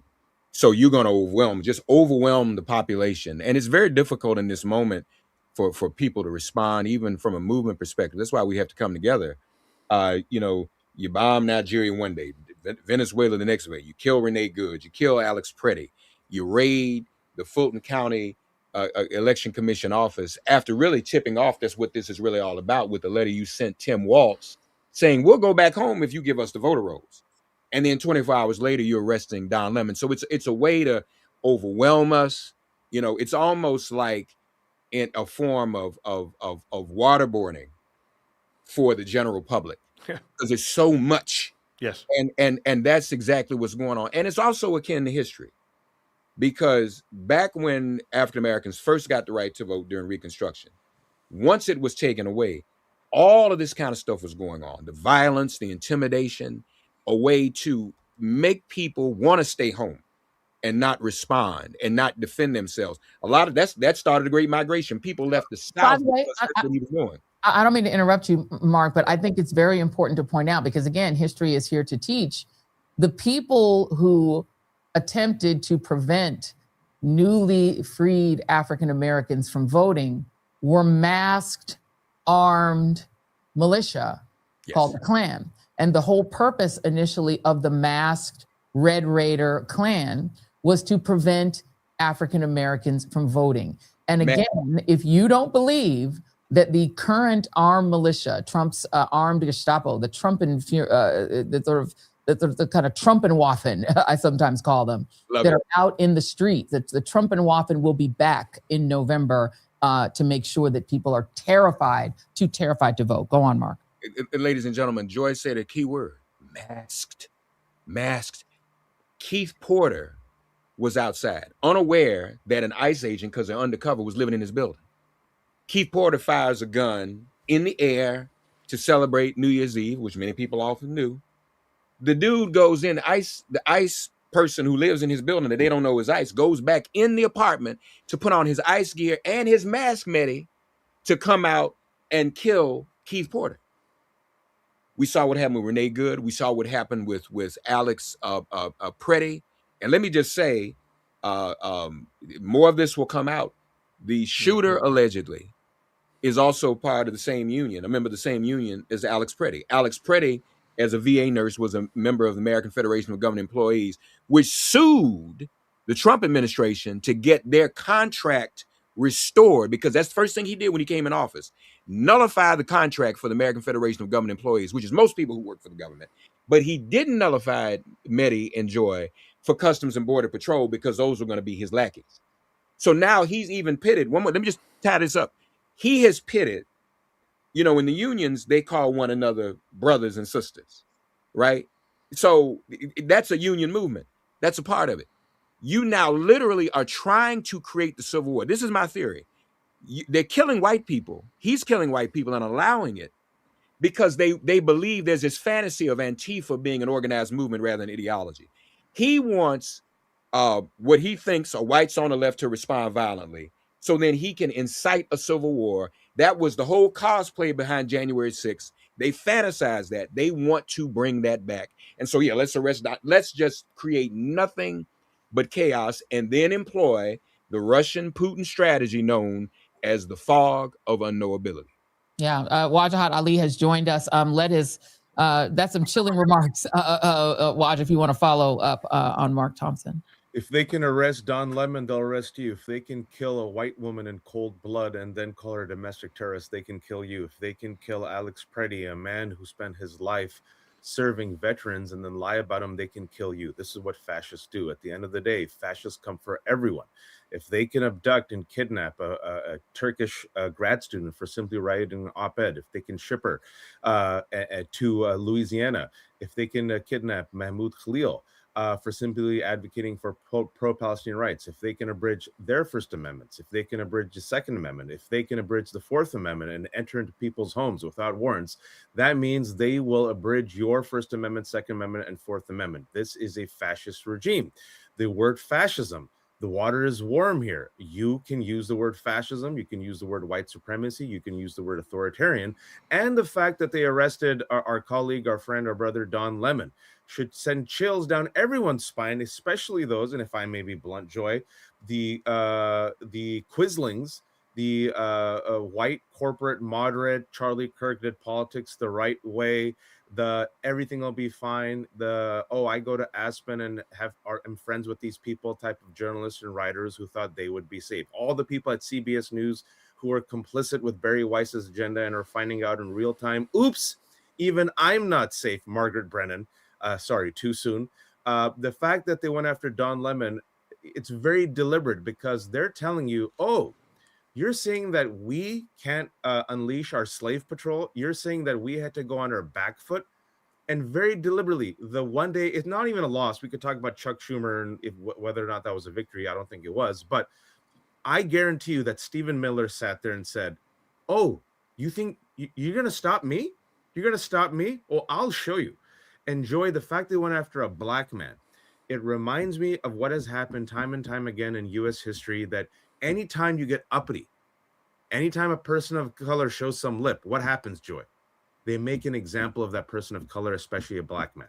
And this is them showing the world and America and Chuck Schumer, we can do whatever we want. And they chose a black man because that's exactly what the slave patrols in American history did. What ICE is, you could say Gestapo, you could go across to Nazi Germany, you can make the comparison, it's apt. What's even more apt is that ICE is functioning just like the slave patrols and Jim Crow law enforcement, except now they have masks. Yeah, I mean, well, they did as well. The Klan did as well too. But Mehdi, I want to ask you, what would we be saying about this if this were happening in another country? I mean, this is not. Well, that's the famous question that Brendan Nyan from Dartmouth has been asking for 10 years since Trump appeared on the scene. What would you say if you saw this in another country? And, you know, my colleague Prem Tucker for Zadeo wrote a piece recently describing what happened in Minneapolis as if it was reported in an African country by the Western press. We did that as a kind of joke, but it's a kind of dark humor, black humor, because we are in that place now. We don't get to judge any other country. And the idea that, the headline would be state security agents, arrest independent journalists for reporting on protests against the regime, right? That is what's going on right now. And by the way, we should point out, it's not just Don Lemon they arrested. They arrested Georgia Fort, independent journalist, vice president of the Minnesota branch of the National Association of Black Journalists. I've just been watching on my screen on a loop the video she filmed of agents at her door. It is a super creepy video. I urge people to watch it to understand what is happening in America right now. Masked men turn up at her home looking through the windows in the morning. They arrested her. Pam Bondi called her out by name and Don Lemon by name. Bondi's tweet is very important because she says, "I personally led this," which is a reminder that this is all coming from the top. This is, the party of states' rights. This is all about a strong federal government, oppressive federal government, going and taking people out that they don't like. And what's interesting, of course, to go back to my point about the whole, performing for social media, when Pam Bondi puts out that statement, "I personally led this," she's writing that statement for an audience of one, which is Donald Trump. She's trying to impress Donald Trump on the medium that he uses most, which is social media. A lot of this is performative. A lot of this is about giving their base something, because they failed to give them any kind of economic prosperity. They failed to give them any kind of increased freedom. And therefore, the best way to get, unfortunately, American history tells us that the best way to get poor white working class people to feel good about themselves is to play divide and rule and say, well, look, you're doing better off than those guys. And those guys, we're going to go after those guys for you. And the MAGA base that is, white and angry, which is a big chunk of that base, they love shit like this. Right? This is what they live for. Adam Serwer wrote the piece in the first term, "The cruelty is the point." This is what they wake up. They don't wake up and say, well, the Epstein files. By the way, apparently in the last few minutes, they've dropped a bunch of new Epstein files, which tells you a lot more again about this insane news agenda. But they don't wake up and say he betrayed us on the Epstein files. They don't wake up and say he betrayed us on the price of groceries. They don't wake up and say he betrayed us on this or that. They wake up and say, oh, well, he's going after the people we don't like on TV.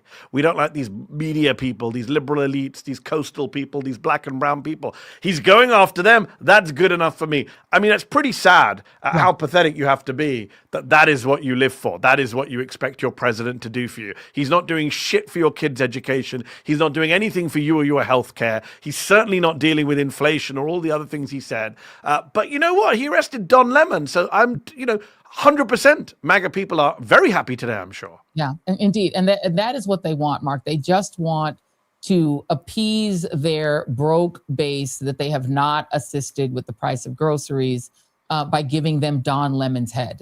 And Lev Parnas did report on the show. He reported it on Lever members on his Substack. He reported it on Waj's channel as well, that the goal was to make the image of Minneapolis Black, that they initially wanted it to be about Somalis. They wanted it to be about Somali immigrants. They wanted it to be about Ilhan Omar.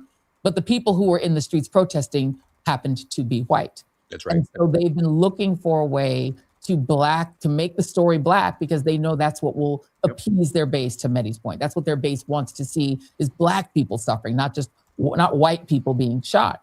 And they had an issue with the two white people being murdered, ruining and harming their poll numbers. Right. Please. So they had to shift to the brother. They had to shift to Don. Now, Yeah. 'cause they have to make that pivot. I'm looking at this, folks, this FACE Act, which was originally put in place apparently to prevent people being people blockading Abortion clinics. Reproductive health clinics. So that's ironic right there that they're using that. Mhm. That was for them, right? Right. But now it's being used allegedly in protection of this church. So it's Correct. I don't know that this has any weight or it will stand. I don't know that a court will even uphold something like this, because I don't think that overrides the First Amendment. That's all Don and Georgia were doing, and Mehdi's right. She's been detained as well. So I don't know how that works. But to the point also about them not delivering to their own base, again, this is a distraction. I remind everybody, LBJ said it best. Yes. If you can convince a poor white person that they're still better off than an African American, you can pick their pocket, and in fact, they'll open their pockets for you. Dr. King, we just celebrated him. Everybody only talks about one speech, but the speech was on the steps of the Montgomery State Capitol, where he said that Jim Crow was a psychological bird, that you can feed a population when their bellies are bloated because of poverty. You can feed them Jim Crow. They can feed off that psychological bird as a distraction from the poverty you're keeping them tied to. And so that's exactly what we're seeing right now. And hey, now that I know there's some Epstein releases, Mehdi, as you said, folks, y'all need to look at that, because that's probably what what this is really all about too. The timing. Well, I mean, they got rejected before, so they've been trying to get him. I've actually got to run. Apologies, but I will say this one last word from me. It's good to see you all here. We need to stick together, as Waj put it. They're going to come for all of us. And the only way all of us stay safe is for all of us to stay together. We all call ourselves independent journalists, but that doesn't mean we're independent of each other. It means we're independent of corporate media and independent of the government. But with each other, we need to be working together, talking together, sticking together, keeping our audiences together, because there is strength in numbers. And that's the only way we're going to beat these fascist fucks. Amen. Amen. They arrested all of us this morning. Amen. Amen. Mehdi Hasan, thank you very much. Everybody, please subscribe to Zateo. It is well worth it. It is brilliant journalism, independent journalism, the best of Mehdi Hasan. We love Mehdi. Thank you so much for that. I am sitting here scrambling on my phone trying to see if I can get this Georgia Fort video. So I'm working on that as well. But Waj, this is the point, right? That independent journalists are now public enemy number one. Donald Trump hated Don Lemon when he was at CNN, but he hates him even more now, because he is free to go into that church and do the journalism he did, while CBS News under Bari Weiss is doing gentle coverage and saluting Marco Rubio. Well, I mean, let's recap, right? A judge declined to approve a criminal complaint against Don Lemon. An appeals court rejected the Trump DOJ again. So what did? They arrested him anyway. Let's look what happened yesterday, folks. It's all timed perfectly. They decided to go to Fulton County. Who was prosecuting him in Fulton County? Fani Willis, right? They're trying to relitigate the 2020 election that he lost bigly as a precursor to what they want to do in 2026 and 2028. He had no problem inciting a violent insurrection where a majority of his base, let's be honest, were upper middle class white folks and Christians who beat up cops, smeared shit in the U.S. Capitol, destroyed property, and tried to assassinate Mike Pence and Nancy Pelosi. All of them were heroes. They praised Kyle Rittenhouse for bringing a gun and shooting 2 white BLM protesters. They praised Daniel Penny for choking out and killing a black man. In Texas, Daniel Perry was a white man who said, I'm going to go shoot up someone at a BLM rally. What did Governor Abbott do? A jury of his peers in Texas convicted him. He was serving 25 years. You know what Governor Abbott did last year, folks? People, I think it should be bigger news. He's like, oh, I'm going to pardon you. The McCloskeys, 2 white couple, put their guns and brandished their guns in Missouri. They were convicted. Guess what happened? They were not only pardoned, they were giving prime real estate in 2020 for the RNC. And then the dude, the McCloskey guy, ran for office. If you're a white man using violence against black and brown bodies, you are a hero of MAGA. If you are a person of color, if you resist, if you're an organizer, if you're an activist, especially if you're a journalist, they call you what? We've been keeping the receipts for 10 years. Enemy of the state. Who else used the term enemy of the state, enemy of the people to refer to journalists? Stalin. Yeah. Who else did? Hitler. What did Donald Trump promise last October? I will unleash the National Guard and the army against the enemy from within. And everyone, like, I'm going to be honest, folks, because this is America. This is American as apple pie, what's happening right now. I know people don't like hearing this. Yeah. The two enduring sins of America have always been white supremacy and capitalism, merged like this. Law enforcement, they've always done what? Gone after the blacks, the browns, and the undesirable immigrants. To quote Rage Against the Machine, some of those that work forces are the same that burn crosses, right? The badge was used to terrorize, torture, and kill black bodies. Then the judge used to be their buddy. The prosecutor was their homie, right? All parts of the White Citizens Council and all parts of the KKK. Then when they got tried, the jury was their family, which is why you can kidnap, torture, and kill Emmett Till, get acquitted, and then come out and say, oh yeah, I killed him. And so what they're doing right now with Don's, if you will, a trifecta, just like, wait for it, Ilhan Omar. Correct. Ilhan Omar is a black woman who's a Muslim, wears a hijab. Don Lemon is a black journalist and a gay man. And those two in particular did not go down with the okie doke for the past 10 years. When I was at CNN, Don used to tell me, right? Don was at CNN and I got a 1-year contract. Don called me up and he says, man, I want you on my show. You're one of the people that pushes back against these other folks I have to tolerate. Okay, so you come on my show. I'm straight up, folks. I'm spilling the tea. He says, I can't stand the Jeffrey Lords and the Rick Santorums, but I have to bring them on. Waj, I see you actually taking them on. So they specifically are making an example. They're telling their base, not only are we going to go after journalists, not only after we're going to Congress people, not only after we're going after, look who they're going after. Letitia James, black woman. Fani Willis, black woman. Don Lemon, black man. Ilhan Omar, black woman. Somalis, Haitians, pro-Palestinian activists, Muslims. And I'm sorry to say this, folks, they've been doing this forever.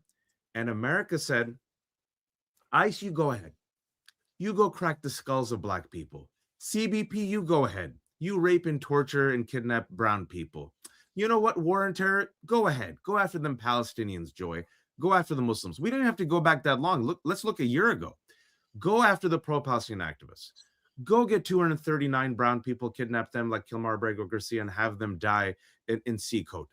It's okay. And I know people might like hearing this. Some Democrats were like, don't be woke.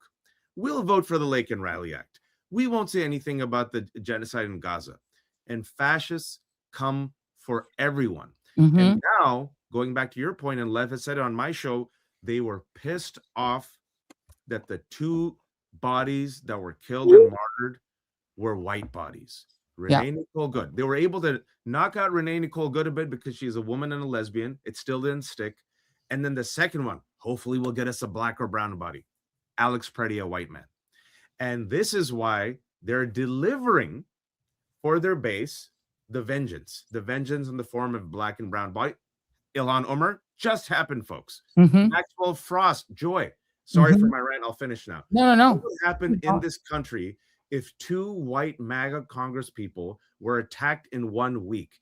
I have the receipts that when Sarah Huckabee Sanders, whose eye makeup was mocked during White House Correspondents' Dinner during the annual roast, for 1 week, Joy, we were told, how dare you mock Sarah Huckabee Sanders' eye makeup? Remember that? Michelle Wolf talked about her smoky eye makeup. Maxwell Frost and Ilhan Omar were attacked. Two black congressmen out of the news, Joy. It's out of the news because violence against our bodies is acceptable. I'll end it on this again.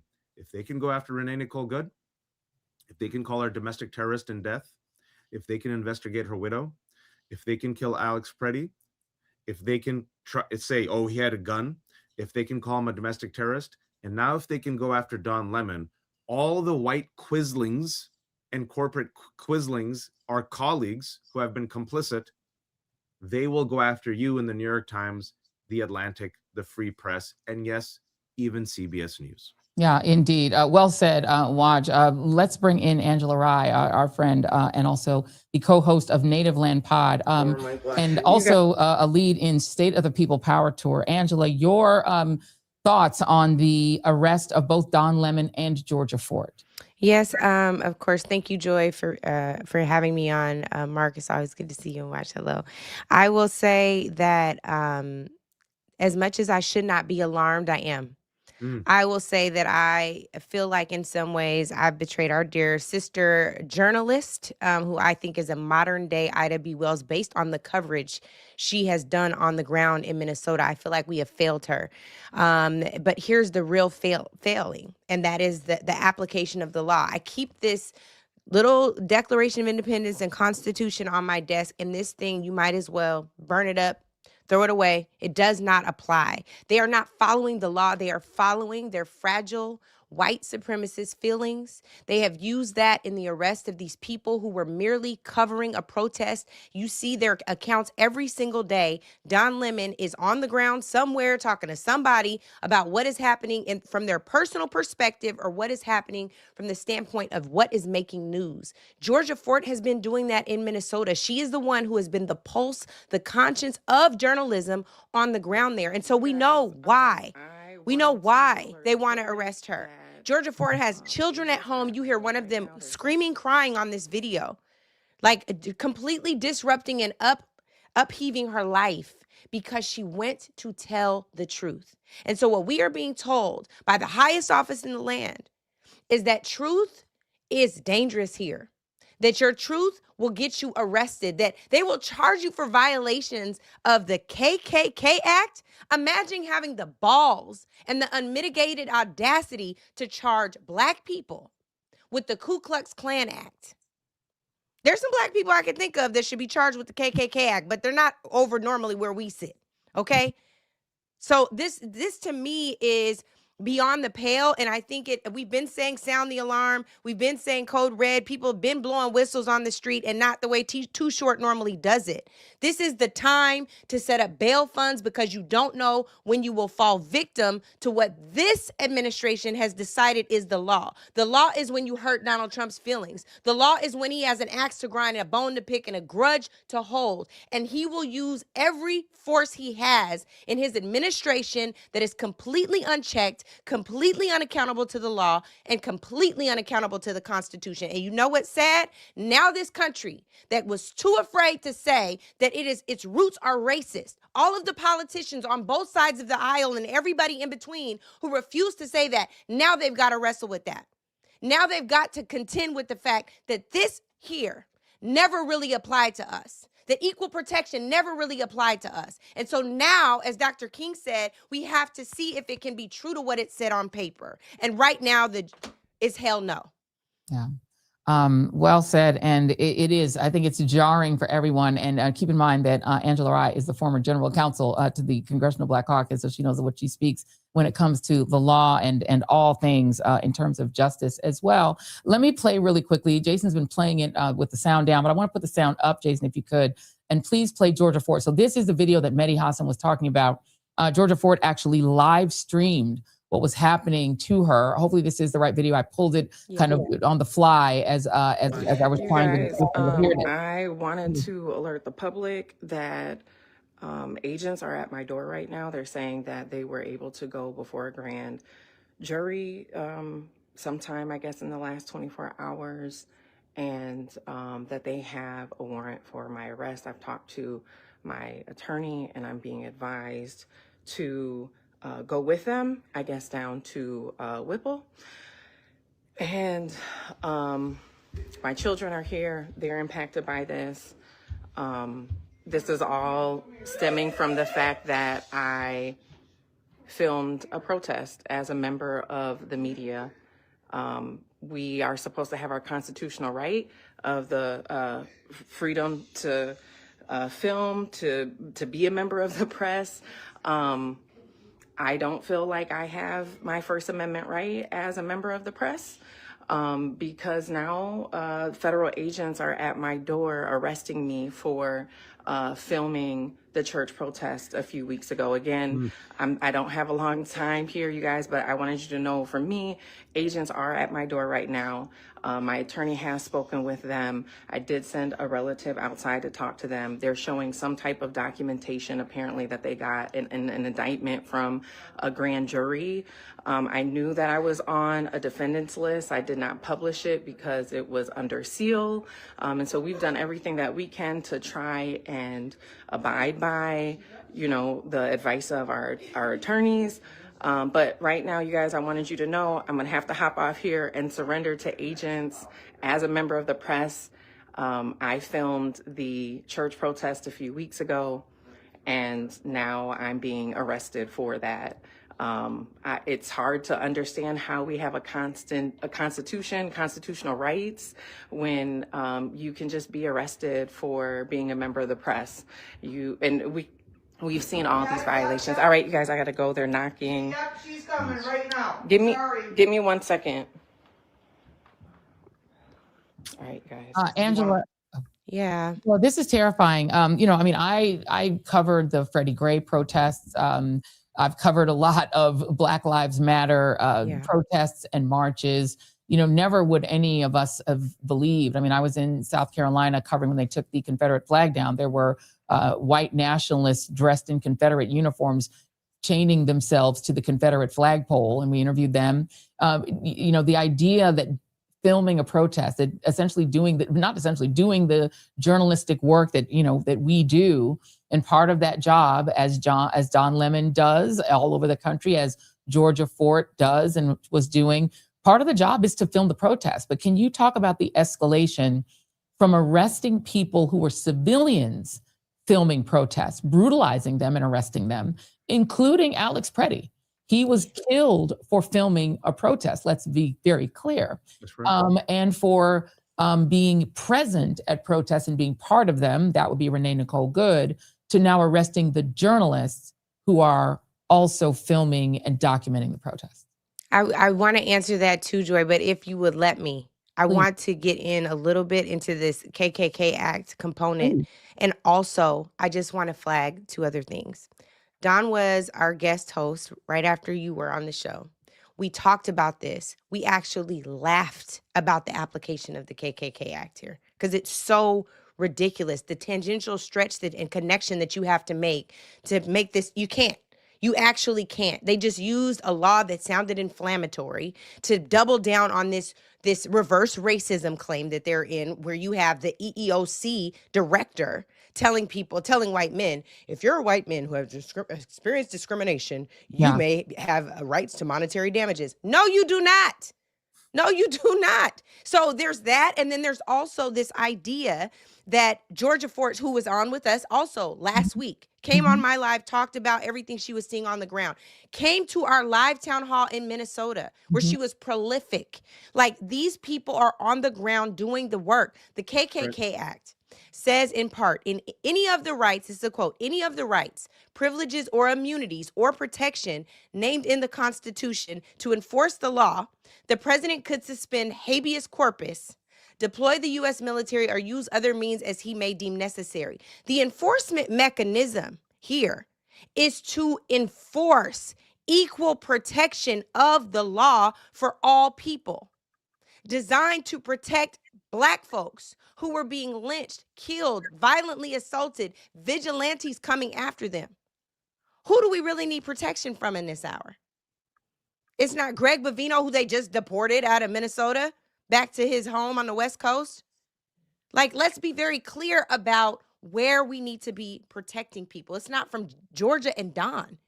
It's actually not. And so what I'm hoping for in this moment is that their Black Lives Matter enough for white people to care all over the country the way they have about Renee Good and about Alex Preddy, which, by the way, if there was a textbook definition of what allyship looks like in this moment, it is Alex and Renee.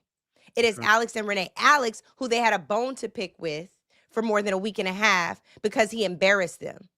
These people, as we know, Joy, and have talked about ad nauseum, I know you all have too, 47 days of training does not get out of their systems what it meant to be bullied as a child or what it meant to not be the cool kid.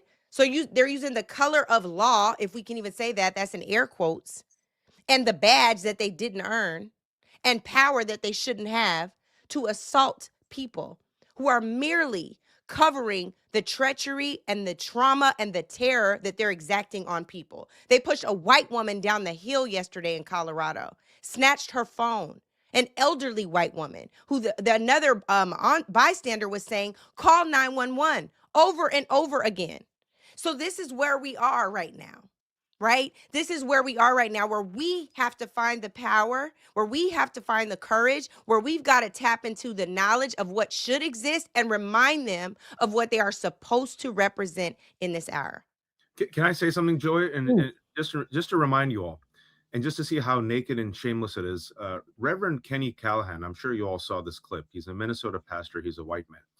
ICE put guns in his face, a pastor. And the pastor said, Reverend Callahan, I'm not afraid. And then ICE agents said, according to him, you're white. You wouldn't be fun anyway. Today, they took 2 more kids from the school, the elementary school of Liam Ramos, the 5-year-old boy that they kidnapped and used as bait. They took 2 more kids today. Folks, they're coming after everyone. And the irony, as Angela said, is, oh, how dare you go and interrupt a house of worship? We're going to go after the FACE Act and KKK Act. You know what the ICE and DHS said? Oh, by the way, we can go in schools and we can go in churches and get people. So we can go to your church, your synagogue, your mosque, your school, and get your family member and your kid. But by the way, oh, no, you can't peacefully, and that's what it was peaceful. You can't peacefully come into our church because our pastor, one of our pastors, is a freaking field ICE agent. All right. Some of those that work forces are the same that burn crosses. This is as American as apple pie and slavery. And they're making an example for all out of Don Lemon, Ilhan Omar, and specifically these black and brown bodies. This is what we're going to do to all of you. And Joy, if you remember, when it comes to allyship, right? Angela talked about allyship. In 1963, Martin Luther King sitting in a Birmingham jail. What did he write? The letter from a Birmingham jail. What did he say? I must regretfully admit that the white moderate is a greater obstacle to peace than the white citizens counselor and the Ku Klux Klaner.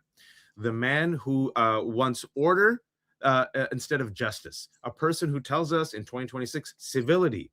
They did politics the right way. Reach out. Now, what happened in the next year? They realized, okay, these young black, that's what they were, young black activists. We need to be allied with white bodies, Joy, because when white blood is spilled, America cares. When white bodies are beaten, America cares. Let's be honest. Our lives don't matter as much. Our rage doesn't matter as much. Our grievance doesn't matter as much. I've been saying it for a while, right? So what did they do next year in Mississippi? They got white children of, some upper middle class folks to sit with them and engage in these, these protests. And those white folks, and these for all the white people watching, the spicy whites that Joy says, those white people were seen as race traitors. White folks hated those white people worse than they hated the black and brown people. They said, you betrayed your race. You are a race traitor. The same thing we're seeing now, Joy. Fast forward, it's the last week. Look how they're demonizing Alex Preddy. Look how they're demonizing Renee Nicole Good. Race traitors, lesbian B, effing B. And I go back to the same point, and I'll jump off now because I know you have smarter people than me coming on, is if they can come after Renee Nicole Good, if they can come after Mahmoud Khalil, if they can come after Kilmar Abrego Garcia, if they can come after Alex Preddy, they're going to come after you. Yeah. If you are white, if you feel like you have the complexion for your protection, if you feel like you have a Tesla and live in a zip code, they don't care.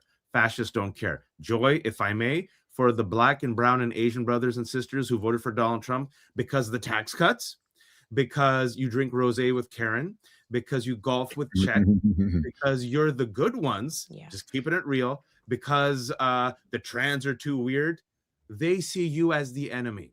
They just killed Renee Nicole Good and they killed Alex Preddy. And they said, Don Lemon, we know he's very popular and famous. We don't care. We're going to make an example out of him. For those who think that the institutions and the law will protect you, a judge Several judges threw out their attempt to arrest Don Lemon. It went to an appeals court. They threw it out. They did it anyway. Yeah. They did a case against Letitia James anyway. They did a case against James Comey anyway. They don't care. They don't care. And so I need all of you to put your bodies on the line. If you're not willing to put your bodies on the line, I need all of you to speak up. I know people might not like hearing this. I'm talking about corporate America. I'm talking about a lot of our colleagues, Angela and Joy, who thinks that they're doing politics the right way, who policed me and Angela when we were on CNN, who Joy told you, now, Joy, now, don't talk too much about Palestine. Come on now, Joy, don't be that mean against MAGA. How dare you say the word racist and authoritarian?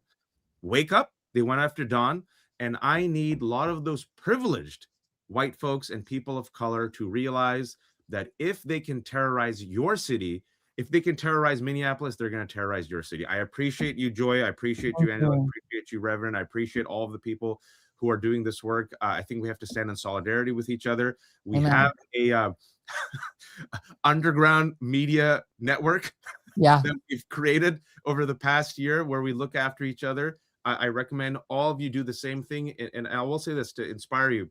In Minnesota right now, folks, they're learning from Black and brown communities. They're learning from what Latinos have done in LA. They've learned what people have done in Chicago. They've learned what Black communities have put up with for centuries. I interviewed someone yesterday, white man, who said, we don't have faith in law enforcement. We don't have faith in Democrats. We don't have faith in institutions. We have faith in each other. We're going to protect each other. They're not armed with AR-15s. You know what they're armed with? They come out with whistles. They come out with their cameras. They talk to each other. They patrol their neighborhoods. They have each other's back. We need empathy. We need community. Again, if they can come after Renee Nicole Good, they'll come after you. If they can come after Don Lemon, they'll come after you, everyone at CBS and in New York Times. And folks, we need to be in community and solidarity. Fascists come for everyone, but they're weak, Joy. This is why they're doing it. They're weak. You saw the polls. Yeah. Negative double digits on everything. A plurality of Americans for the first time in our lifetime, Joy, want to abolish ICE. Yeah. They're weak. They're on the back foot. And this is why they're at their most violent and most desperate. Thank you for listening to me and tolerating my rants. And I appreciate you always giving me a space. Thank you, Wajahat Ali. Please subscribe to The Left Hook. It is good stuff on Substack. Thank you very much, my friend. I appreciate you. Thank you for the CNNT as well. Let me read you all this news item that Waj alerted us to. 2 more Minnesota children, a 2nd grader and a 5th grader, were taken into custody with their mother on Thursday by U.S. Immigration and Customs Enforcement agents. The children are from the same Columbia Heights Elementary School as Liam Conejo Ramos, the 5-year-old whose detainment by ICE last week gripped the Twin Cities and the nation as images of the small boy flanked by agents in his winter hat circulated online. Columbia high school officials said Thursday's detention happened after agents apprehended the children's mother during her court appointment earlier that day. Mark, it's clear that they are terrorizing Minneapolis, putting Tom Homan in place of the little short guy. It didn't make any difference at all. No. And again, this is intimidation through violence, intimidation through threat. And they are desperate, knowing the position that they are in politically. And so they have no choice but to go to that lowest common denominator of hatred and vitriol and violence and division and racism and xenophobia, among other things. Angela's a lawyer here, but I was just looking up a couple of things. Historically, this happened quite a bit in the civil rights movement. Journalists who covered Dr. King in the South were often accused of collusion, including most famously Richard Valeriani of NBC and even Dan Rather. That was the crux, and I think this will be the legal argument for Don's team. The crux of New York Times v. Sullivan ruled in 1964, 9-0, protecting this very type of thing. The New York Times was attacked by Southern governors because they ran a full paid-for ad on behalf of the committee to defend Martin Luther King Jr. And then the Supreme Court ruled, said that's not collusion, and that there should be broad and robust debate. That's the broad and robust debate principle in that ruling. Whereas journalists can do that, they can share that type of information in the interest of the public good. So hopefully that will happen. Now, that was 9-0 in 64. We know we have a very, very different Supreme Court now. Talk about collusion. with the president. But yeah, again, I agree with everything that Waj said. We are at a very difficult now. My family is texting me now saying we need to come up with an arrest plan for you, Mark. You know, so I'm not really worried about that, nor do I fear it at all, because you know often this is the price that has to be paid when this happens. In the case of Don Lemon, and in the case of what we've done, going independent. All of us at one point have been on the corporate platform, so to speak. But there's a level of freedom in doing what we do now. Even when we're arrested, we're still free. And we have to believe that. And I hope people would keep that in mind and not operate out of a position of fear. We have seen this movie before. And in the words of Dr. King, no matter what they do, the arc of justice will bend, and it will bend ultimately in our favor. And I think the greatest fear they have was something else Dr. King said.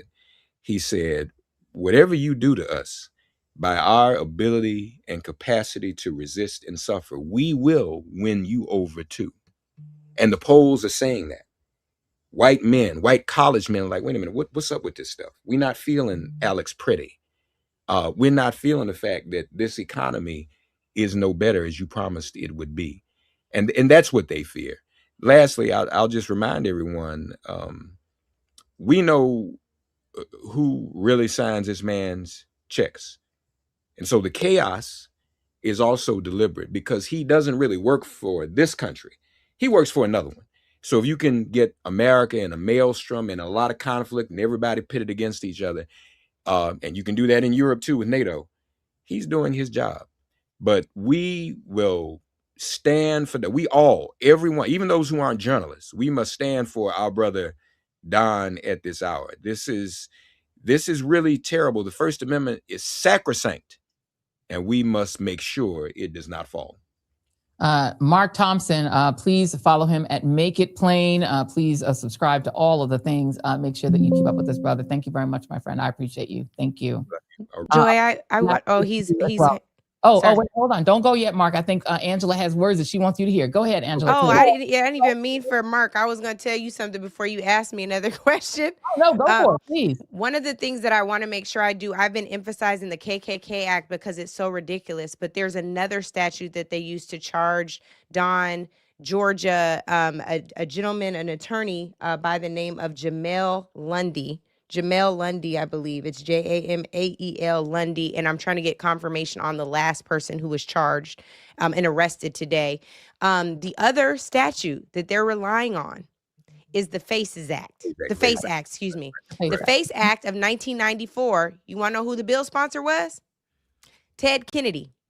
So let's be very clear about what the intention of the FACE Act was, because clearly for this administration with the Department of Injustice, we have to go and tell you what the intention of the law was, because you're reading words and you just making connections that don't exist. So I hope that y'all are tuned in. Cash, maybe you're watching since you're tapping everything. The Freedom of Access to Clinic Entrances Act of 1994 amends the Federal Criminal Code to prohibit intentional injuring, intimidating, or interfering with, or attempting to injure, intimidate, or interfere any person by force, threat of force, or physical obstruction because that person is or has been, or in order to intimidate such person or any other person or any class of persons from obtaining or providing reproductive health services. Right. That's the first part. The next part is about their ability to exercise their First Amendment right of religious freedom. So continue to worship, but while you worshiping, it's some people over here that got some questions. You're not prohibited. Nobody's blocking you. There's been no physical challenge. And here's what I think is really important. There is language in the act because maybe Ted Kennedy was a prophet, and he knew that people were going to have to understand the intention. They never sought to challenge, obstruct, or get in the way with, or conflict with the First Amendment. It's all throughout here. A part of the First Amendment is the freedom of the press. What Georgia Fort and Don Lemon were arrested for was exercising their right to freedom of the press, to inform the people. These are journalists. They're not activist journalists. They are journalists. You can go to any single one of their feeds where they are talking to people on the ground in Minnesota or anywhere else. They ask questions. They report the news. That is what this is. Neither one of these charges stand. Neither one of them. We certainly hope not. I have no trust in the United States Supreme Court majority to uphold the First Amendment, nor are they upholding the Second Amendment. Let us note that Alex Preddy, who was a licensed firearm holder, was assaulted twice by Border Patrol and or ICE. He was assaulted at least a week before, at least if you believe that video that's circulating that the BBC has obtained. What I see in that video is his same holstered firearm in his holster behind his back. He never draws it, even after he's being beaten up and assaulted. He actually should have had a case for assault by those federal officers the first time. And I know that they think that that video is damning of him and makes him look like an insurrectionist, but all it makes it look like as an assault victim who they may have recognized a week later. Let me really quickly read you all. The Committee to Protect Journalists has released a statement saying this is an egregious attack on the First Amendment and on journalists' ability to do their work, said CPJ CEO Jody Ginsburg. As an international organization, we know that the treatment of journalists is a leading indicator of the condition of a country's democracy. These arrests are just the latest in a string of egregious and escalating threats to the press in the United States and an attack on people's right to know. Before I let both of you go, I want to see if you each have one more closing comment. I will start with you, Angela. What should we be looking out for here, in addition to supporting any organization that's raising money to ensure that Georgia Fort and Don Lemon, Don has a great lawyer. Abby Lowell is a esteemed, very well-known attorney, but we want to make sure Georgia has equally great counsel and equally great support. Please tell us what we need to do next. Well, here's the first thing that I want us to understand. In Minnesota today, Georgia Fort has a hearing at Minneapolis Federal Court. That's important for those of you on the ground in Minneapolis. I encourage you to get there. For those of you who are watching at home and want to do something, donate to the bail fund. There's one set up through Minnesota Freedom Fund. I encourage you all to donate. You do not know when you will need someone to sow that same seed for you.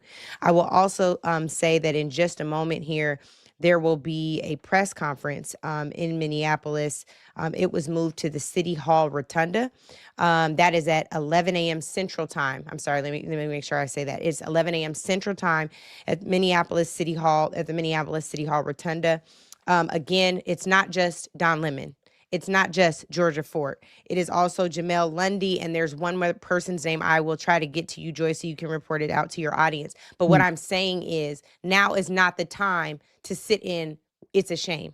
Now is not a time to say, you know what, I'm afraid, let me just lay low. Now is not the time. If we don't stand up now, in this 250th anniversary of the Declaration of Independence, I don't know when we do. I know we've never been free in this country. I would like to see what it tastes like. I would like to see what it feels like. But we will not ever understand that true freedom and liberation if we don't stand up in treacherous times like these. Yes, it is scary. I shed a tear before I came on with you, Joy. Part of it is like the stress and the adrenaline of it all. Part of it is guilt because now I'm not in Minnesota, and I told Georgia we have her back. We do have her back, but I hate that she and her family are going through this in an isolated way. I pray that she can feel the love from all of us, and same thing with Don. Like, these folks are doing what they can. They're putting their bodies on the line, their cameras on the line, their microphones on the line, just to ensure that we are informed of the violence that is happening every single day, of how treacherous this administration is. And for that, they should be protected, they should be upheld, and they should be recognized for their courage, and certainly not in jail. Yeah, indeed. Thank you so much, Angela Rye. Native Land Pod is where you can find Angela. And if you have 5 more minutes to hang on, because I'm gonna get a last word from Mark before I have one more question for you. But Mark, please, last word for you. Well, I guess it's my second last word, but you know, news is coming through. Let me just say, what the committee posted and supported on is right on time. And you mentioned the NRA, folks. This is a president. The NRA sent out a tweet defending Alex Preddy's rights, and see, that caused some short circuiting because the MAGA base also supports the Second Amendment. So when the NRA says, wait a minute, you can't kill Alex Preddy because he has the Second Amendment right to hold a gun. So we need to keep that in mind. Yeah. Don, Georgia, all the other journalists know that we are all standing with you. And Angela's right, folks. We can't sit back and be spectators in this. And I'm not saying this out of any self-interest. Right here, right now, everyone under the sound of our voices, there's Ellie. Support independent journalism. Black journalists, National Association of Black Journalists, National Newspaper Publishers, National Association of Hispanic Publishers, alternative publishers. Everywhere there's because much of the freedoms that have been won in this country have been won for that reason. I was just at the Jackie Robinson Museum last night. Howard Bryant's book came out. If it wasn't for independent journalism, Jackie Robinson never would have integrated the major leagues and started the civil rights movement in 1940. Right. It's this type of journalism that does that. And just lastly, again, we just want to remind everyone of what James Baldwin said to Angela Davis and Don Lemon and Georgia Ford and others in this position now. We must decide that we will render impassable the corridor between their freedom and their incarceration. For if they come for one of us in the morning, they will come for the rest of us in the night. Be ready. Amen. Thank you so much, Mark Thompson. Before I let you go, Angela, I did want to ask you specifically about the difference here, because I wanted to clarify. So we know that they are now attempting to use this FACES Act, which is very ironic. Liz Winstead was talking about it earlier. She was one of the people who helped advocate for that because they were trying to protect abortion clinics. What is your level of confidence that, given how you just read the statute, it seems so clear? What is your level of confidence that this will be a quick dismissal, given the fact that it does appear on the face that this is unconstitutional? I'm surprised, but I guess you can get a grand jury to kind of do anything you want if you can find the right grand jury. I don't believe that. I don't believe that they impaneled a grand jury. I don't. I think there was. I just, it's hard for me to believe that that is the case. If they did, though, I have full confidence that courts of conviction will absolutely throw this case out. I wanted to tell you, Joy, also, and Ellie, my real constitutional scholar's on, so I defer to him, but I will just tell you, the fourth person who was arrested was a co-founder of Black Lives Matter Minnesota. His name is Tre'Ern Cruz.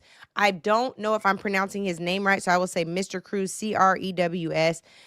He is a fellow at the Bush Foundation, or was a fellow. Yeah, still a fellow at the Bush Foundation, located in St. Paul, Minnesota. He has done all types of incredible work on the ground.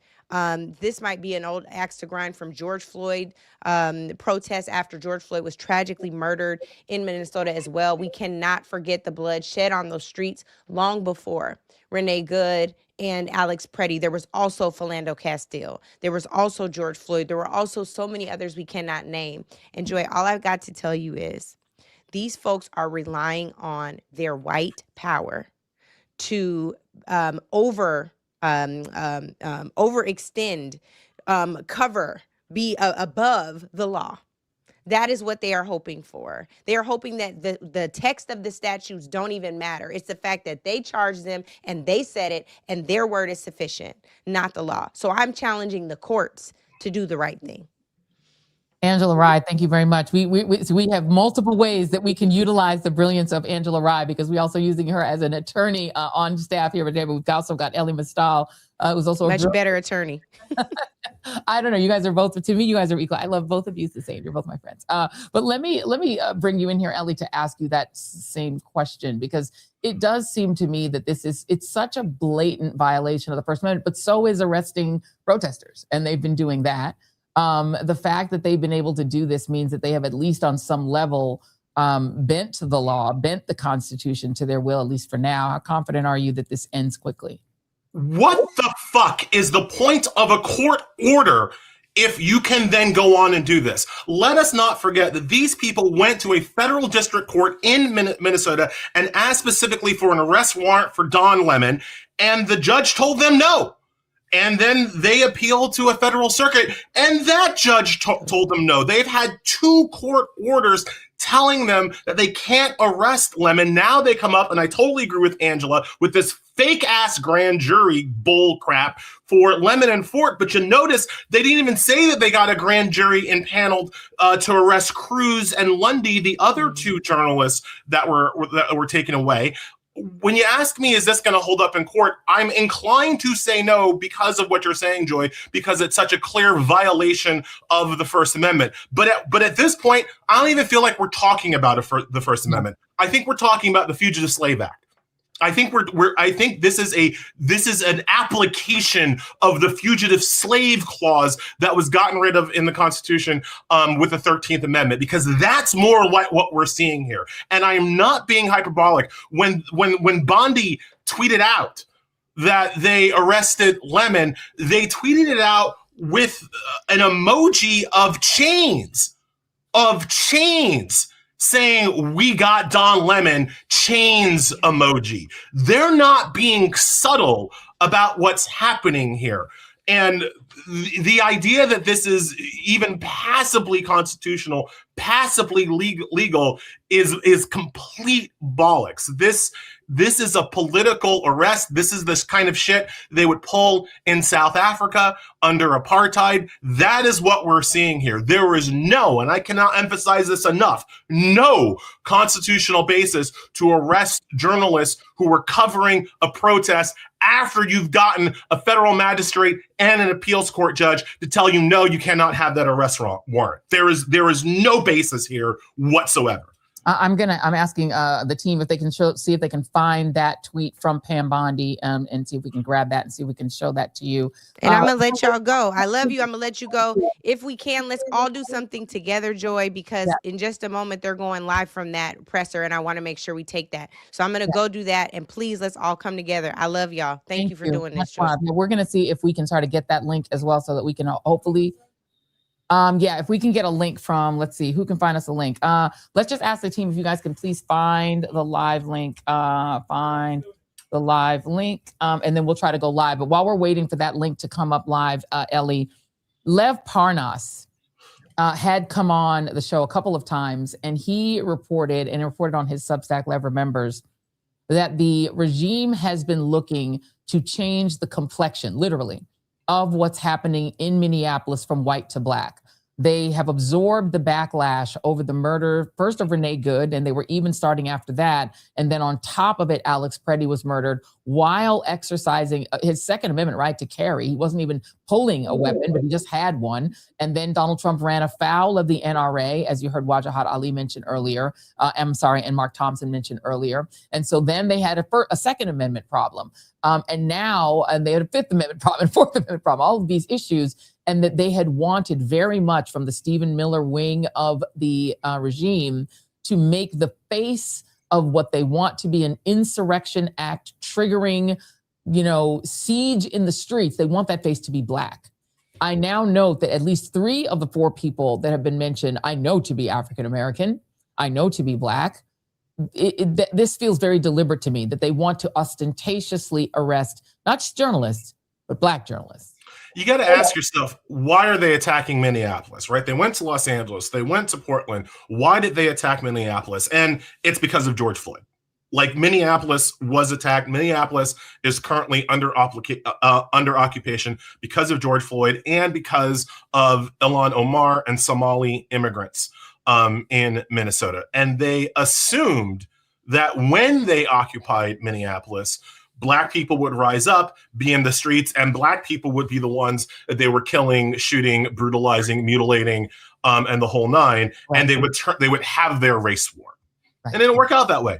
Didn't happen that way. White people, you call them, Joy, you're spicy whites. White people showed up. White people showed up, and white people have been the face of the resistance in Minneapolis. And Trump doesn't like that. Miller doesn't like that. Miller doesn't like the visuals of shooting white men. That wasn't their plan. Their plan was always to kill Black and brown people and then watch the larger white community in this country being like, oh, it's so sad they kill Black people. Anyway, what about my tax break? Like that was the calculus that they were counting on. And so I absolutely think that targeting Black journalists, again, with slave emojis, with this kind of overt appeal to a race war, is meant to inflame the Black community, inflame activists, get Black people on the front lines, reignite the George Floyd level protests so they can kill us. and so that we can be the victims of their race war, as opposed to white folks like Renee Good and Alex Preddy. It's not subtle, and I think that's my main point right now. It is not at all subtle what they are trying to do at this point. I want to read to you all a little bit about the Fugitive Slave Act of 1850. This is the reason we talk about history so much on this show. We've talked about it before, and the analogy of the ICE masked regime agents, you could call them slave catchers, because they are very analogous to the slave catchers, who, as we explained, I think it was on our last show, became a very lucrative industry following a very lucrative industry in the country following the embedding of a Fugitive Slave Act in the Constitution, and then two supplemental acts that were passed by Congress on top of the fact that it was already in the Constitution. They passed two. The one in 1850, which was passed by Congress, is in 1850. So you're talking about 15 years before the Civil War, right? A little bit not long before the Civil War. The act required that slaves be returned to their so-called owners, even if they were in a free state. Even if they were in a free state. This is also important. The act made the federal government responsible for finding, returning, and trying escaped slaves. Why does that matter here? Because states in Minnesota, states like Minnesota are free states when it comes to immigration. They are sanctuary states and sanctuary cities. What the federal government is asserting, I'm not an attorney, I'm gonna let Ellie weigh in and correct what I'm about to say. The federal government is asserting that they can enter a sanctuary city and extract immigrants on the same basis that federally mandated slave catchers could enter free states like New Hampshire and Massachusetts and take Black people back down south for slavery. Is that an accurate way of reading it, Ellie? That is how I'm reading it, and again, you're quoting the Fugitive Slave Act, which was, as you say, passed in 1850. But people always like to forget that act simply enforced a constitutional provision. That's right. The Fugitive Slave Act is part of the original Constitution. It's in Article 4. No person held into service or labor in one state under the laws thereof, after escaping to another, shall be discharged from service, but shall be delivered upon the claim of the party to whom such service or labor must be due. That's in the original Constitution. Now, to pull it back to 30,000 feet, why is this there? Why do we have fugitive slaves laws? Why did the founders think that they were important? Why did the people in 1850 think they were important? Because they violate states' rights. Mm-hmm. Remember, the Southerners, the MAGA people, they're all states' rights forever, except for them slaves. And so you needed a constitutional provision. You needed an act of legislation to violate the otherwise invaluable rights of the states to police themselves. The police power in the Constitution is reserved to the states. So to bring it into the modern day, it is up to Minnesota to decide which people are arrested, which people are deported, which people have to follow the laws of the state of Minnesota. That is a Minnesota police issue, not a federal police issue. To break through those states' rights, to break through the 10th Amendment, which explicitly reserves the police power to the states, you need federal legislation, you need constitutional amendments, right? In the 1850s, it was the Fugitive Slave Act. In our modern day, it's this Insurrection Act, immigration BS that they've cooked up with ICE. But it's the same fundamental idea. How do we take the police power away from the states to capture Black and brown people that we don't like? That is the connective tissue between one and the other. And you just saw, Jason just pulled it down, but we showed you the post from Pam Bondi, who ostensibly is supposed to be the enforcer, the highest level enforcer other than the president of our nation's laws and constitution. Pam Bondi's office tweeting out a slave emoji picture celebrating the arrest of Don Lemon. She does not mention the other three people arrested. That was done. That was the White House. That was the White House directly. Oh, the White House. That was Bondi. That was the White House directly. Great. Put up Great. Bondi's tweet. Yeah, that was the White House directly that had the chains at the that had the chains. So it was the White House. Perfect. So then that is back up just to show you. Absolutely. Speaking again, then for Donald Trump himself, the chain emojis, Donald Trump living out his slave master fantasy and arresting the While recalcitrant. he lives in a house that slaves built. Correct. And erases the entire history of slavery such that people will not understand what's happening. And I will say again, we're waiting to see if we can get there's a Mother Jones journalist we're trying to get on as well to talk about this. There is an entire connective tissue between the white Christian nationalist movement and that church in Minneapolis. The man who founded that church, he lived in Minneapolis for 18 years, is the guy who authored the book, The Sin of Empathy. He is the underling to Doug Wilson, the sort of boss of the sort of white Christian nationalist movement in the country, whose spin-off church, Pete Hegseth, attends in Washington, D.C. So we are seeing white Christian nationalism, which also is what justified slavery. Walk me through, Elie Mystal, how the John Roberts Supreme Court, there we go. There is Attorney General Pam Bondi's post at my direction. At my direction this morning, federal agents arrested Don Lemon, Traherne Jean Cruz, Georgia Fort, and Jamuel Liddell Lundy in connection with the coordinated attack on City's Church in St. Paul, Minnesota. More details soon. Coordinated attack, Elie, by journalists. They were covering a protest. It's what journalists do. And I understand that, like, because these people think that Bari Weiss is a journalist, they might not understand what journalism is. Like, I'll give them that. But all Don Lemon and those other three people were doing was covering a protest that started inside a church.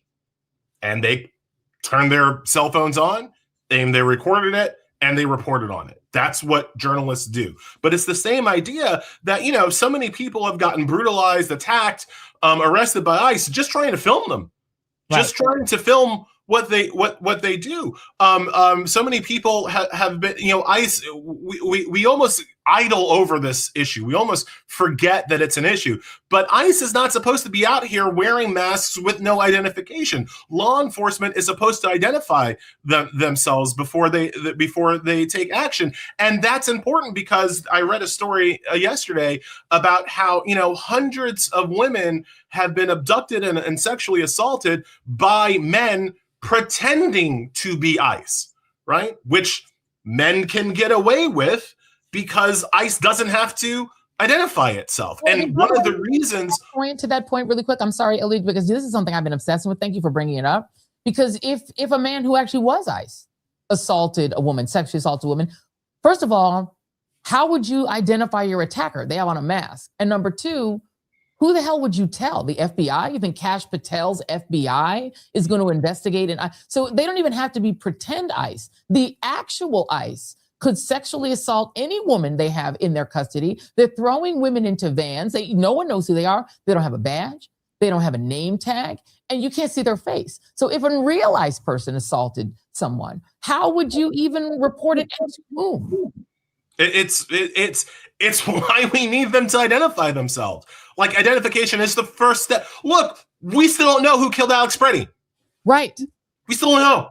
It was on video and we still don't know because the person wasn't required to identify themselves. Like, this is fascism 101. Like, the only reason we know who killed Renee Nicole Good is the stupidity of J.D. Vance, who gave so many details about his past issues, including being dragged by a car he was trying to smash through the window of, that's how people discovered him. It was through the foolish stupidity and incompetence of J.D. Vance that we even know who that guy is.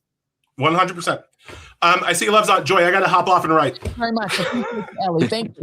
Going right. Hey, what have you got? What hey, update? Joy. Yeah, no, there's some interesting stuff happening. So for what I'm hearing, there's a coordinated. This is all coordinated. We had what happened in Georgia yesterday. What happened with Don today. There's some more arrests that I'm hearing that are coming also, either later today or tomorrow.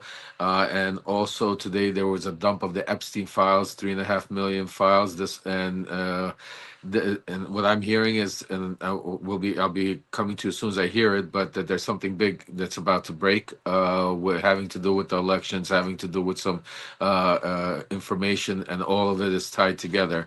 And that's all I have right now. But something big is happening behind the scenes right now. When you say something big, do we think something about the Epstein files? Because it would be convenient for them to do a high-profile arrest of Don Lemon plus 3 other journalists. We cannot forget, but Don is the big target here. He's the one tweeting out a big arrest there, seizing the voter rolls in Fulton County, Georgia, which is something that the QAnon wing of Donald Trump's support network wanted done in 2020. They did not do it because they tried to install an attorney general. I think his name was Mr. Clark, who was going to do it, but they couldn't get him through, so they weren't able to seize the voter rolls. But they still want to fake prove. Donald Trump wants for his own psychological needs. He's such a needy little bitch that he needs to still believe he won the election in Georgia. So they want to go, and now once they have custody of those ballots, they could forge the ballots. They could do whatever they want with the ballots. They can completely alter the ballots. We have now there's no chain of custody here. So they want to try to rig in the past, retroactively rig Georgia. But is this all a distraction, a very high profile distraction, both to appease Donald Trump's ego, but also to cover up for whatever is coming out in those Epstein files?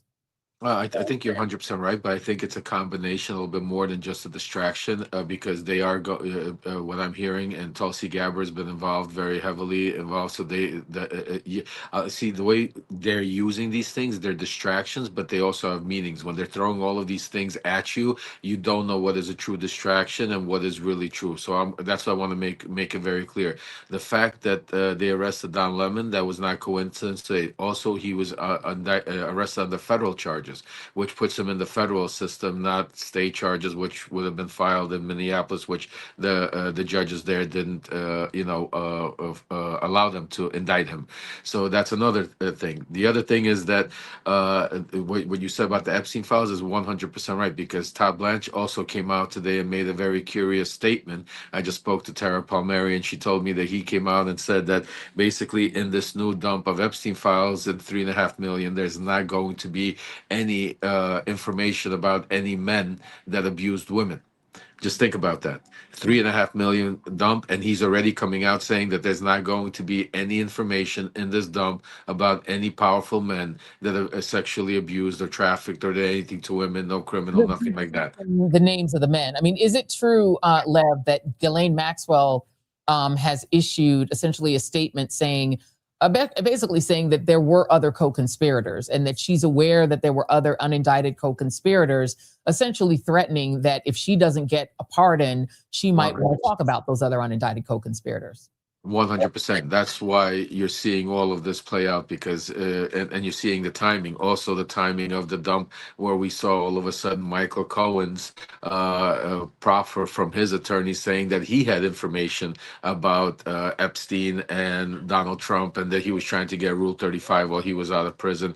And literally right after that, he came out and wrote a letter saying that Letitia James and Alvin Bragg were coercing him. This was also part of, because the other thing a lot of people don't realize, there was another proffer that Michael Cohen did that is in the files that is being scrubbed right now. That's why right after the DOJ came out, Pam Bondi came out and said, we don't have to send you any files. It's the executive branch. These little things are being missed because of all the attention that's being drawn, which rightfully so, obviously what's happening. Back up a little bit, Lev. I'm sorry. Back up again. Michael Cohen's proffer, they're saying they've disappeared a proffer, him now coming out and sort of backing off, saying he doesn't know anything about the Epstein files. Explain that again. Yeah, let me bring you up to speed, because this is some stuff that, so what happened was, one of Ellie Leonard, she's also independent journalist here on Substack, doing a lot of great work going through the Epstein files. And we were on the show, me, her, and Wajahid Ali, and one of her subscribers found in the Epstein dump a letter that was sent from Michael Cohen's attorneys to the Southern District of New York in 2019, while Michael Cohen was in prison. saying that he had sufficient information about Donald Trump and Jeffrey Epstein that he to be able to use to get out of prison. When we confronted Michael Cohen on this, Michael Cohen obviously went berserk, and that's why Midas Touch, everybody has jumped off the bag and left him alone. But I've been speaking to my sources on the inside that, because you got to understand, me and Michael Cohen had the same attorney. Unfortunately, we went to the same prison. We had the same prosecutor that prosecuted us, and we went through that. So what happened was, when Michael Cohen in that proffer, there was another proffer that they came, because in that letter, I don't know if your producers could get you that, so you could see that the ASU's, the Southern District of New York prosecutors said to him that they didn't believe Michael Cohen. So what my sources are telling me is that Michael Cohen went back to his attorneys and gave him more information about a Jane Doe story. Jane Doe, which is, we are looking into. It looks like Jane Doe and Katie Johnson is the same person, and basically Michael Cohen was going to give this information. When we found that in the Epstein files in the dump and confronted him, Michael Cohen went. That's when we reported that he reached out to the Trump campaign and tried to get a pardon. That's when he wrote that letter. Part of it was also telling them that there's another proffer probably in there, and that's why they were scrubbing it, looking for that other part where Michael Cohen gave more information to try to get out of prison earlier. So it sounds to me, Lev, if I put it all together, that Donald Trump and the regime, they are escalating right now because they took a hit, because DHS and ICE killed 2 white civilians, 2 white Americans, a mom of 3 and an ICU nurse who worked for the VA. They've angered the NRA by attempting to besmirch Mr. Preddy for using his Second Amendment rights, not having ever drawn a pistol, but getting beaten up a week before he was killed, not drawing his weapon, even though he was being beaten up in the street by DHS agents because he kicked their car, allegedly. And then he gets shot a week later. And then they are taking heat because of those 2 deaths. And so they want, as you reported, to make the Minnesota situation into a situation that is Black centered. They want it to be Black people being brutalized, Black people protesting, so that they can finally turn it into a race war sort of situation. And that because these Black journalists entered that church, which is a key church in the white Christian nationalist movement, again, founded by the guy who wrote The Sin of Empathy on the imprint owned by Doug Wilson. Pastor Doug Wilson owns the imprint that published his Canon Press, I think it's called, and that also hosts his podcast, okay? Doug Wilson being the chief pastor of the white Christian nationalist movement and Hegseth's pastor. With all of this happening, they've decided that they are going to not only erase the history of what they did to Alex Preddy and to Ray Nicole Good, they're going to erase Donald Trump's loss in 2020, and they're going to erase the crimes of all, not just of Donald Trump, whatever he did around Jeffrey Epstein, but of all the elite men who were preying on children through Jeffrey Epstein. They are going to erase their history, erase it all, and then they're going to steal the election so that there's no Congress that can do anything about it. Have I summarized it fairly accurately? Joy, I could have said better myself, and I could just tell you the one thing that I want to point out that you have hit it the nail on the dot is, and I'm in my Substack letter I'm writing later today is Donald Trump didn't get what they wanted, a Black or a brown man or woman that got shot that was an undocumented criminal. They got the 2 white people, and now they basically got what they wanted with Don Lemon, a Black gay man, independent journalist that they're basically going to use to incite, and this is very important, to try to incite, riots, try to incite, again, peaceful protests into riots, because this is now their game. This is what they wanted in the beginning. This is what they're trying to do, because at the end of the game, what I'm hearing is Stephen Miller is pushing extremely hard for the insurrection, law, and they're not backing down. The fact that Holman was there, he's not I mean, you're still getting people getting arrested, taking off the street. I think Waj was telling me something about that there was two young kids again. I think either arrested or picked up. From the same preschool, but two more children from the same preschool Yeah. where little Liam Ramos was taken. They've now taken two more children. They are stealing children. They're abducting moms in front of their children. They're leaving children alone in homes by taking their mother off of the street. They're escalating the brutality. They're escalating the cruelty. They're escalating all of the outrages. I'm surprised they just haven't killed more people because they want a insurrection style situation to happen in Minnesota. But here's the problem, Lev. The people who are doing this, Stephen Miller, Kristi Noem, Donald Trump, Tom Homan, even the little miniature guy who was in charge, Greg Bovino. That little Nazi, yeah. The problem they have is they are acting with the desire to make Black people act a certain way, and personally don't know any Black people. The only Black people Donald Trump knows are people who've ever had a case calling them a sex offender or a rapist. The only friends that he has that are Black are people that have jackets on them for sexual assault, sexual abuse, or sexual harassment. They don't actually know any Black people. The last Black woman Donald Trump knew was Omarosa, and she was an actor on The Apprentice, so he really didn't know her either. And so they think that Black people are going to riot because of what they're doing to Don. What they don't understand is that what slavery did is it made Black people know white people really, really well.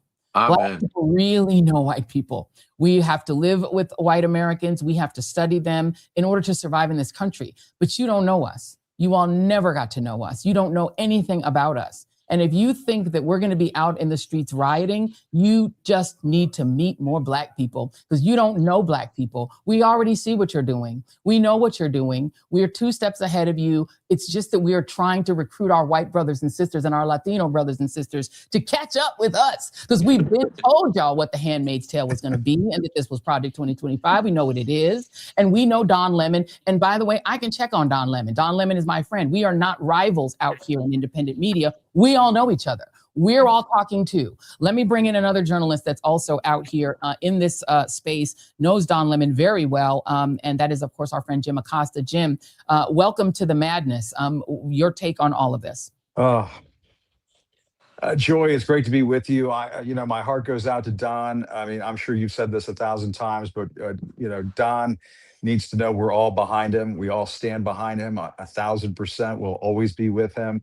I mean, a couple of things. One is, this is obviously an assault on American democracy. It's an assault on freedom of the press. It's assault on free speech. And we just can't stand for it. And we have to make it extremely clear. We're not the legacy media. We're not the corporate media where we bow down to the dictator. We're going to be intimidated by these tactics. This is where independent media can really show what it's made of. And that is by standing together and standing tall and standing behind Don Lemon. And what you were just saying a few moments ago about The Handmaid's Tale, I mean, it's funny, but it's funny because it's true. And what is happening right now is, we are seeing in real time the march towards a fascist authoritarian government in this country. I mean, just a couple of days ago, the FBI raided an election headquarters in Atlanta, Georgia. They just shot and killed somebody in the streets of Minneapolis, and Alex Preddy. Look at what they're doing today, Joy. They're trying to distract from the situation that they have in ICE by releasing the Epstein files. Right. How bad is it for Donald Trump right now where they're trying to use the Epstein files to distract from ICE? And so, Donald Trump is about as toxic right now politically as Jeffrey Epstein. He's probably polling at about the same level as Jeffrey Epstein, because that's how wildly and just totally unpopular he is right now as a president. And Joy, you and I predicted this. We've said this time and again that this is how it was going to be under Donald Trump. A lot of people didn't listen to us, as you and I have talked about. A lot of my Latina and Latino brothers and sisters out there did not listen. They did not take this seriously enough. And, now we're seeing what's happening in real time, where they're arresting and abducting 5-year-old boys from the streets of Minneapolis. And now they're in prison, like this little boy, Liam, in Texas. He's sad about his backpack and is he going to get his backpack and his little hat back because Donald Trump is jailing him right now in Texas. And so people need, Joy, sorry to go on a rant here, but I'm pissed. I'm really, really pissed. And people need to wake up in this country as to what is happening right now. They've got Don Lemon in jail because Donald Trump is politically toxic and he needs distractions because he's totally out of control. And I think they're trying to hurt independent media. I really do. I think they're trying to hurt something that they can't contain. But And they can't contain us, Joy. All they're going to do is make Don Lemon's channel even bigger. He reached 1 million subscribers That's true. last year. He'll probably reach 2 million because of this. As soon as I'm done with this show, I'm going to be jumping on the Don Lemon show. So Lemonheads, I'm going to be popping over to the Don Lemon channel as soon as we're done with this live, because we're just going to continue to support Don Lemon's channel. We're going to grow it bigger. We're going to make sure that we double and triple the size of independent media and know that we are a cabal. We work together. We are not each other. We're competing. We are a team. We work as a team. It's community. We need each other. We're a community. Let me ask you this: how ironic it is, as you look at it, Jim.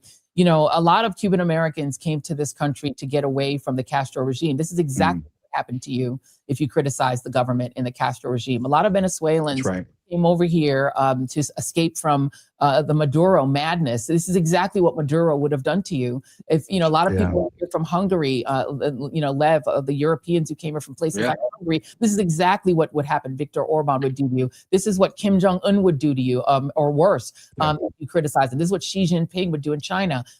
So many people, obviously, this is what Putin, right? And Putin puts, you know, put journalists in jail on a regular basis. This is what Bibi Netanyahu does, that and kill journalists. That is the irony, right? And I think for the community, particularly where you and I know very well in Florida, are you hearing from people who are saying, oh my God, we fled right back to Cuba and Venezuela?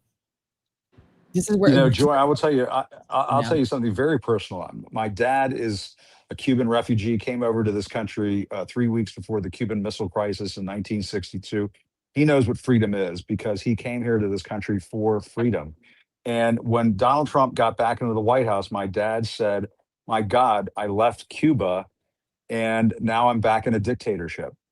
And that to me it's depressing to think about, but that is where we are right now.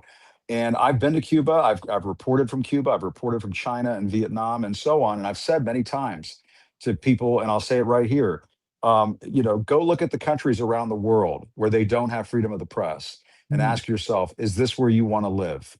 Would you want to live in Saudi Arabia where they still chop people's heads off? Would you want to live in China where they just say, hey, you know what, we got to put you in jail?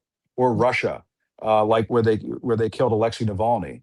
And, you know, they took my press pass away in the first Trump administration, not just to rattle my cage, but to send a message to everybody in the press that we can come after you. We can make your life difficult. We can hurt you.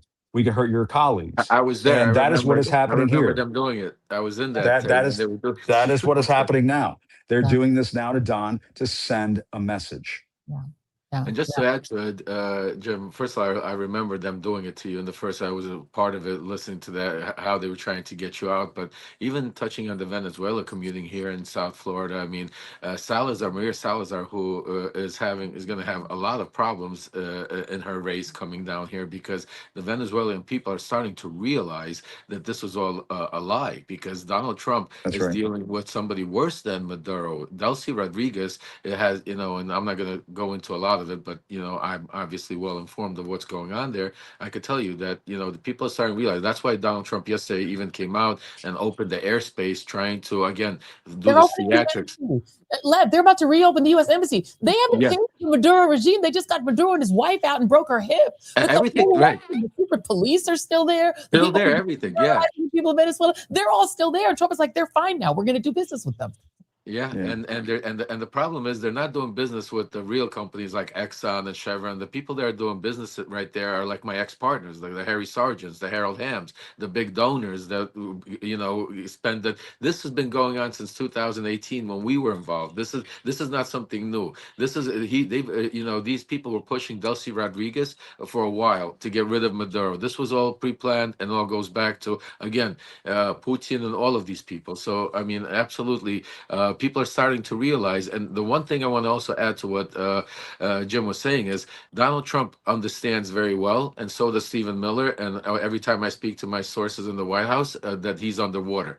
That is why there's such a major push, and that's why I'm saying I'm hearing something big is in the works that has to do with the elections. That's why you saw what they did in Georgia. That's why they arrested Don today. That's why they dumped Epstein file. This is not coincidence, folks. This is part of a coordination, because people behind Donald Trump understand that they need to push Project 2025 as hard, as fast as possible. And that's why, like Joy says, like Jim says, this is community, your voices, not only independent journalism, but you need to make it loud, because right now Congress needs about where are all the this is not a right or left situation. Independent journalism should be supported by both sides, and that's why right now the push should be towards Congress. Get some of these backbones out there and get some more support, because otherwise, folks, I'm really worried we might not see elections in the midterms. What's going on? What I'm hearing.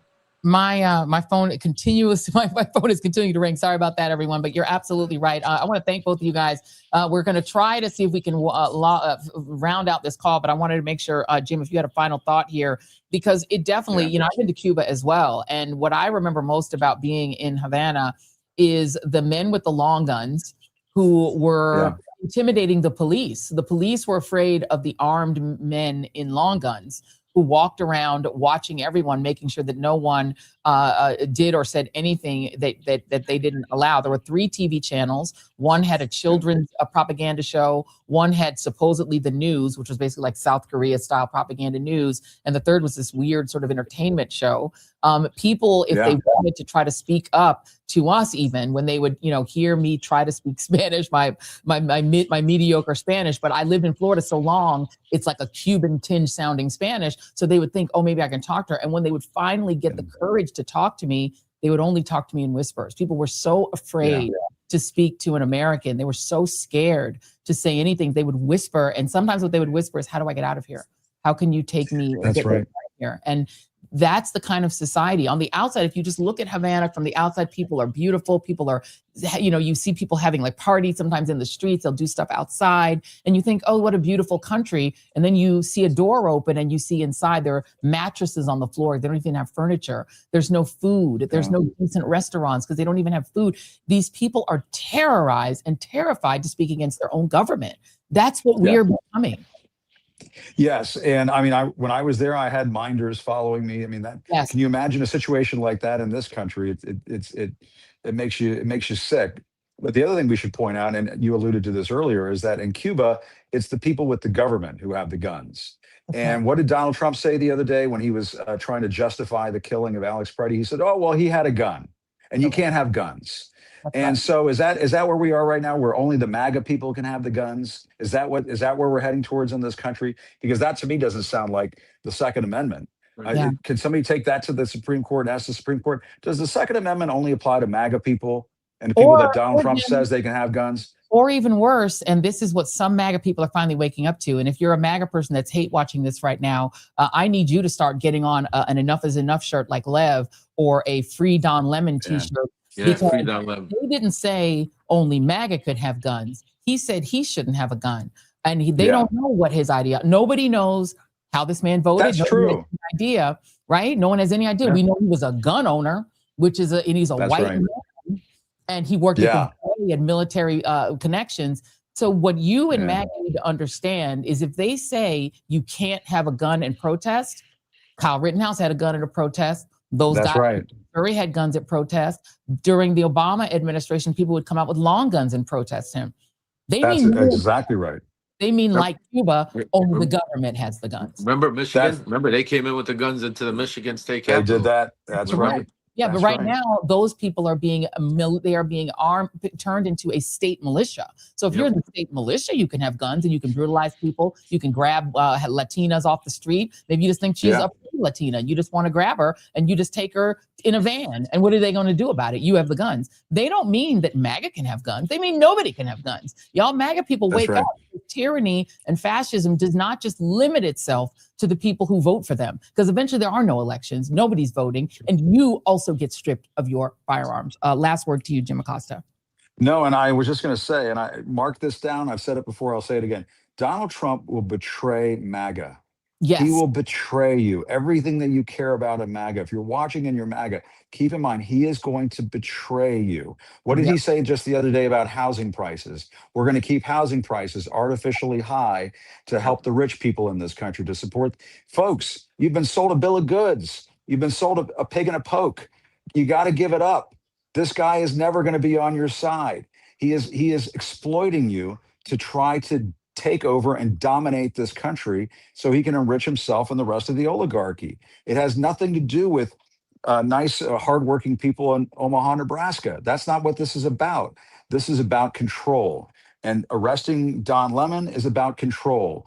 Rattling the cages of the protesters in Minneapolis and shooting them, gunning them down in the streets is about control. And people just have to wake up in this country because our democracy is being taken away from us in real time, Joy. That's why I'm always honored to be on with you, because I know you understand that the cause comes first. This is a cause that we're all a part of right now. And people need to understand that history is calling. They're calling you. And you need to answer that call and be a part of this. There's no time to sit on the sofa and sit this one out. You've got to be there in this moment. And this arrest of Don Lemon, it should wake up every American. Can you imagine if Barack Obama or Joe Biden tried to do something like this? Give me a break. Hell no. But they had respect for the First Amendment. They had respect for the Constitution. Donald Trump does not. But he will betray you. Make no mistake, MAGA. He will betray you. Yeah. And just remember that your old pal Jim told you. Absolutely. Thank you very much. I so appreciate you, Costa. Lev Parnas. Any final reporting you want to give us before we let you go? Right now, I'm gonna get off the phone and I'll call you later. Me and you are today's gonna be one of those days, so stay tuned. Just stay on my text messages. Stay on my text messages, my friend. Thank you very much. Lev Parnas. You can find him at Lev Remembers. Jim Acosta, the Jim Acosta Show. Make sure you follow all of them. I do want to note that we were trying to see if we could wait to get in the National Association of Black Journalists. We're waiting for a statement to come out with them. But when that happens, maybe we'll just go ahead and post that as soon as that is available. But what was said, I think, is absolutely true. What you guys have to understand is that they're not going to limit this to just the liberals. At a certain point, they're going to come for everyone. They're going to come for everyone, because at the end of the day, what they want is for the regime to be in complete control. And they're certainly not going to want to have millions and millions of armed Republicans running around who may change their mind and turn on them. They're not going to wait around to see if MAGA sticks with them or stays on side. They're going to make sure that everyone is subjugated. And you'll either do what they say and you'll be a part of it and you'll be complicit in it, or per what happened to Alex Preddy and Renee Good, you might get dead. You might get arrested. And note that they are specifically going after Black journalists. This is very deliberate. They want the face of this to be Black people. They want the face of it not to be white anymore. They want the face of it to be Black, because they can't win. They can't win. They can't win the argument if the victims are white, because the majority in the country is still 57% white people. And so they need them to stay on side. And they've done everything in their power over the decades since 1619 to keep white people from siding with Black people, to keep white people from siding with indigenous people or brown people, to get brown people to side with white people against Black people. The division is very deliberate. There's a reason why we do our little fun thing where we talk about the spicy whites and the Latinos and the Latinas there. It's because we need to be all on the same side, because the elites, these economic elites who are also predatory, they're also lascivious, they were all doing weird shit with Jeffrey Epstein, or there are people that they know that are being protected that are in those Epstein files, know that at the end of the day, what they want is to be able to fake being Christian, but also be preying on children and women on the side, just like in The Handmaid's Tale. That book was prophecy, because those men were not moral. Those men were running around with the enslaved women who were used as prostitutes because they still wanted to do dirt. Note, they built a society and a system where they got to rape women who were forced to live in their homes to be in-house slaves, and then they would run out to the brothels with the out-of-house slaves. What they want is to be predators. But they want to be predators who there is no super predator over them. The super predator that's supposed to stop them is called the Constitution.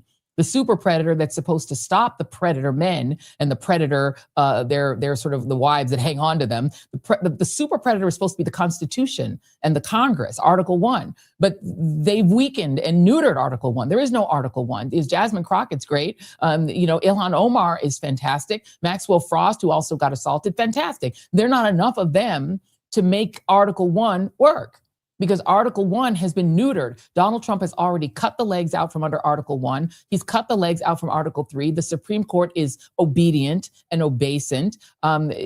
John Roberts wants to just let Trump do what he wants. We have that from background from someone who says that his advice to people who are alarmed at what Donald Trump is doing is give him what he wants. That is what John Roberts, per a source, is telling people. He is literally telling people, just give him what he wants. They want to be on their knees. They are refusing to rule on cases, hoping that they can string it out, waiting to rule against Donald Trump's claims of total immunity when there's a Democratic president there. Then they can pretend that they all along were going to constrain the president. They were just waiting for the president to be Gavin Newsom or J.B. Pritzker. Now they're going to constrain them. But there may not be a President Gavin Newsom or a President J.B. Pritzker, because the big thing that Lev Parnas is hinting at is that they're going to do something to prevent the Republican Party from losing control of the Congress, because the weak-kneed, supine, obedient Republican Party and their refusal to assert their rights as an Article 1 power, as the most powerful entity in the country, it's Congress. Their refusal to assert themselves is the only thing allowing Donald Trump to run amok. Donald Trump couldn't destroy the East Wing of the White House if the Congress said you can't do it, if they stood there and stopped him. They could cut his money off. They could cut his salary. They could cut everybody's salary. They could cut Kristi Noem's salary. Congress is the one that has the power. They're refusing to use it. Much of the media is bought and paid for, gone. Fox is just state media. They're just going to get on there and cackle and about what Donald Trump is doing. They've got one or two good people over there. The rest of them, they overwhelm them with bullshit and lies. They're state media. All of that right-wing media is state media. And then you've got this cabal between their independent media, the now Tucker Carlsons of the world, et cetera, and this white Christian nationalist tech bro CEO movement. They want complete control and oppression, as GCAN07 said. They want total control and oppression. It is the Handmaid's Tale.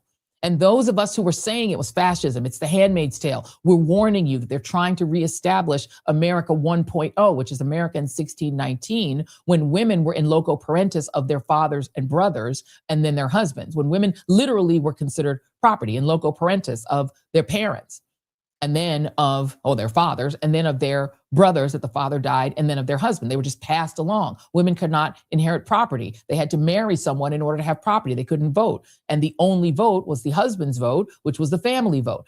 Doug Wilson says openly on his podcast, frequently, as do many, Joel Webbin, all of these right-wing preachers, just listen to what they say. They say women should not have the independent right to vote. It should be a family vote in the 19th Amendment. They don't like any of the amendments, to be honest with you.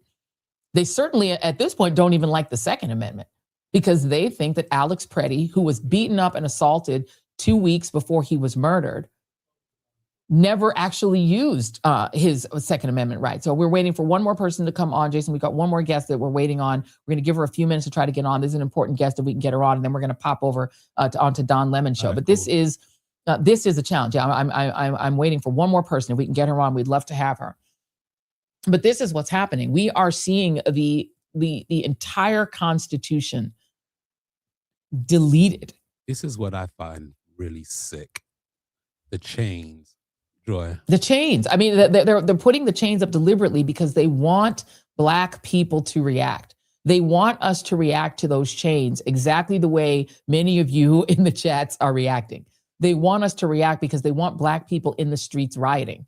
Black people did not riot during George Floyd. During George Floyd, Black people peacefully marched, and they would send provocateurs from the right who would shatter a window and say, look, the Black people did it.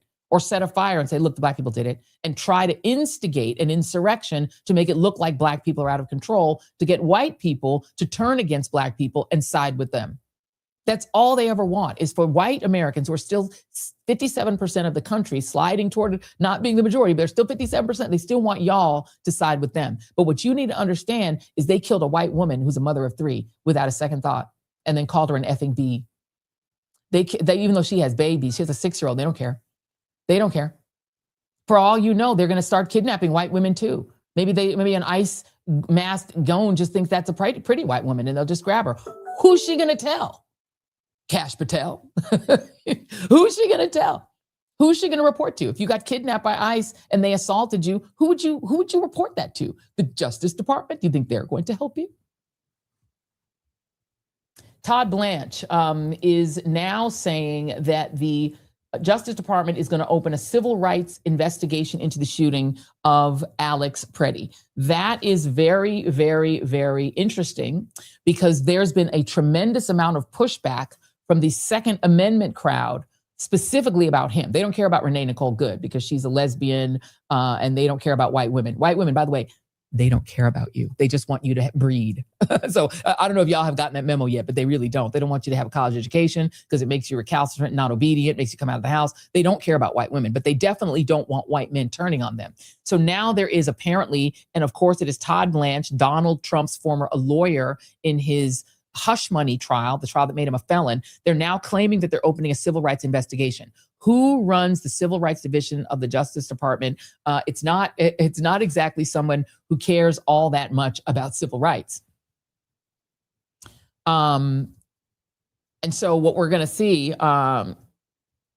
is an investigation designed to make sure that whatever the outcome is preserves the right wing's love for the Second Amendment and their belief that this regime is not going to violate their Second Amendment rights. Harmeet Dillon, who's the head of the Civil Rights Division of the Justice Department, is an ally of these same white Christian nationalist pastors. She and Peter Thiel were the Bay Area delegates to the Republican convention in 2016. So Harmeet Dillon is one of them. She now leads the Civil Rights Division of the Justice Department.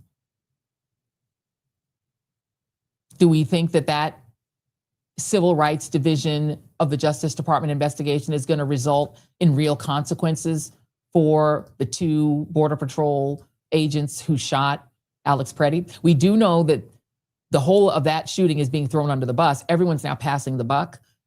You have Kristi Noem saying it was a fog of war. They only heard this in the early hours, and so they didn't really know what was going on. And so her statements were premature. They're all sort of trying to throw Stephen Miller under the bus. People are trying to distance themselves and sort of point to him. But he's clearly in charge. Donald Trump came out and said they're not de-escalating at all. So while everyone is pointing fingers and trying to pretend they're going to de-escalate, they're not de-escalating at all. They're all just trying to point fingers, maybe at Stephen Miller or maybe at Kristi Noem. But the bottom line is they all still have the same end goal, which is complete control of the United States under a small claque of billionaires, some of whom may or may not have been aligned with Jeffrey Epstein, who was holding incredibly damning information about a lot of elite men who were preying on children and trading them around like playing cards. And that is all going to be buried. Per Lev Parnas, this new release from 3 million files of the Epstein file, they're not going to have anything in it about Donald Trump. This is new reporting from Zeteo. Let me grab this reporting really quick. That allegations against Trump appeared to have come from an FBI tip line. It's not clear if those allegations were ever investigated. Zeteo is reporting, this is what Mehdi Hasan was jumping off to start reporting on, that, and here's what I'm just going to read from this Zeteo reporting. I have not vetted this. I'm just letting you know. I'm reading you from Zeteo's reporting right now. Apologies for prolonging this live just a little bit longer. And this is apparently from an FBI tip line that says Trump, the president, had parties at Mar-a-Lago called Calendar Girls. Jeffrey Epstein, Elon Musk, and others, then it trails off there. Epstein would bring the children in and Trump would auction them off. He mentioned the children's vulva and vaginas by entering a finger and rated the children on tightness. This is horrible. I want to just let you all know this is horrible. This is from a tip line. I'm just letting you know that I have not vetted this information. I'm just getting this. Zeteo is reporting that there was a tip line in which somebody reported this. We don't know if this tip is true. We don't know if these allegations are true. We just know this was reported to a tip line. So I apologize for what I'm reading right now. I'm going to read it again. I'm going to read it a little bit more, and I'm just letting you all know what was sent to a tip line. We do not know if it's true. I want to make that very clear. The guests were elder men and included Elon Musk, Don Jr., Trump, Ivanka Trump, and Eric Trump were there. Attorney Alan Dershowitz was also there with attorney Bob Shapiro. We were taken in rooms, forced to, okay, I'm not going to continue. This is awful. I'm going to pause because I don't know that I can read this next bit. They're claiming sexual abuse in this tip line. Whoever this person is claiming sexual abuse and said Ghislaine Maxwell was also present. This caller reported that in 1987, a friend, victim one, was out drinking and ended up at Trump Plaza. Victim one saw Donald Trump and wanted to meet him. An unknown man approached her and offered to introduce her to Trump. The unknown man gave victim one a drink, and victim one woke up naked and sore with $300 on the bed. Victim one did not remember how she got in the room. She remembered seeing a flash of Trump's face. Victim one called the caller and told her that she thought she had been raped. Victim one did not go to a hospital and have a rape kit performed because she didn't think anyone would believe her, especially because she was drunk. Victim one's husband's business had problems with suppliers, and victim one believed Trump was behind it. Victim one also started dating a lawyer, identifiers unknown, who's also married. Victim one had a fight with her lawyer's boyfriend and went to a bar. Victim one left a bar with a man who no one at the bar recognized, but who seemed familiar with victim one. Victim one was never seen again. A few years ago, remains were discovered that matched the description of what victim one was wearing when she went missing. DNA tests at the time were inconclusive. I'm just going to note again, it's Ateo News is reporting that allegations that I just read you came from a FBI tip line. And again, it's not clear if these were ever investigated. And of course, we have no idea if they were true, but these are the kinds of things that were allegedly reported to the FBI at some point. But now the FBI is in control of Donald Trump's henchmen, as is the DOJ. And they, at least according to Lev Parnas, are preparing to bury things like that to make sure that no one ever finds out, not just about what Jeffrey Epstein was doing, but about what everyone else was doing. And so I now understand clearly why they need to keep control of the White House. I will also note that Doug Wilson and some of these churches, and we won't name any names specifically, but some of these churches have had many issues with abuse of children and women in these churches as well. And so these religious Christian nationalists, these Christian nationalist churches, they're also not free from predation. And again, it is a kind of principle, it seems, among these white Christian nationalists that they get to live lascivious lives free of consequences, while the women and children around them and anybody who isn't a white Christian nationalist and a white Christian conservative has no rights. I'm going to leave it there because I don't know how much more we can do. I don't know if our final guest can make it. I think we're going to go ahead and leave it there for now. I will note that over final guest on tonight. Okay. We're going to ask our guest to try to come on tonight because we really do want to hear from her. I had a couple more guests we were trying to wait for, but they seem to be very much in the thick of trying to figure this out. This is rough, guys. 3 million pages are released. Kyle Griffin reporting 3 million pages. The Justice Department just released 3 million pages responsive to the Epstein Files Transparency Act.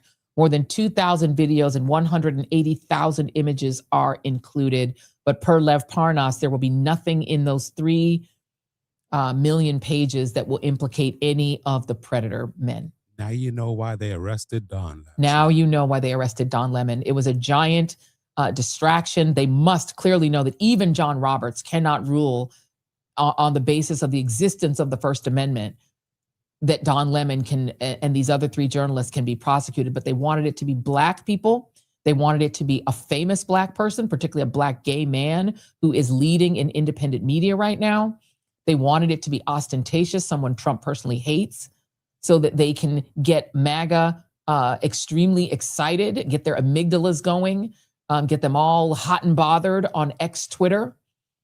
And so while they are excited and abusing themselves sexually, and so excited about Don, they can distract from these Epstein files. It always comes back to that, doesn't it? And know, and my last word that I'll say here is know that what they're doing in Minneapolis and killing those people in Minneapolis and kidnapping children in Minneapolis and shipping them off to Texas and taking those ballots in Georgia. All of that is a part of what they know they must do.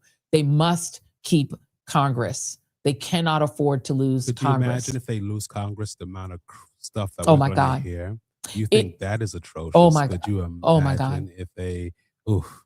If they lose Congress and anybody decent is still in charge, if the weak Democrats that are currently in charge fall back, and we get a real Democratic Congress with a few Republicans, because Rand Paul has been going off on this stuff too, Thomas Massie too. If you can get a handful of Republicans who are awake to this, with some Democrats with some balls, we can end this madness. Congress could end it. Congress can end it. And they know that. And so they are fixing to rig that election. They're going to put masked agents in the streets to scare you from going out to vote. They're going to try to limit your ability to vote any other way other than in person. They're going to be pulling people out of those voting lines to try to claim they're not legal citizens and then not freeing them until after the polls close. They're going to do the most.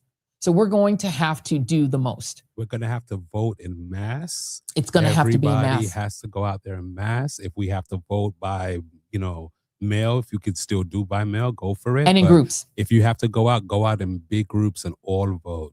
This is a joke. They're trying to take over this whole thing. Oh, 100%. Steve Bannon said, if we don't win this election, a lot of people are going to jail, including us. And they know it. And they know what's in those Epstein files. Steve Bannon was kikiing with Jeffrey Epstein and a bunch of those emails. I've been going through those emails, and it's pretty interesting. Some of the people have been kikiing with him, and apparently he was kikiing with some of these tech bros who are trying to run our country. Remember, don't boo. What's the saying? Don't boo, vote. But don't boo, don't sleep, stay don't woke. sleep, stay and woke. Make sure you go out there and vote. And make sure, before even that, and let me note, last thing I will add is that they've done all of this on today, which is the day of the boycott. So people may not have realized this, but today is the day that a group, which we're still trying to suss out who the group is, called for an economic shutdown today. So the call was: do not shop, do not spend, do not shop, and do not spend your money with any store, especially very large stores that are Trump supporting. No spending. That was what today was about. Now, there's some small businesses you should continue to support. If they're a small business that's opening their doors to provide community and fellowship, please continue to patronize them. But the idea is minimize your spending today. That was what was supposed to be happening today, not the arrest of Don Lemon. Thank you all for tuning in. Please come back at 6 p.m. tonight. We will be doing the regular Joy Reid show at 6 p.m. We're going to be scrambling to get guests and everything together for that. We're going to have a lot more coverage. 6 p.m. I'm about to pop over to Don Lemon's show. So join me over there, Lemonheads. Love y'all. Thank you. See you at 6 p.m. Eastern Standard Time. Thank y'all for tuning in. Getting back to the basics, grassroots level. Let me dig a little deeper with the shovel. Plenty can't tell the forest from the trees, and I'm hard to detect, like a black hole in the dark. Injustice anywhere, it's a threat to justice everywhere. Let me make this clear, I got a bone to pick, and I'll never fear the threat of poverty. They don't want to talk about it, they rather party, so I'm a real talk about it, for sure.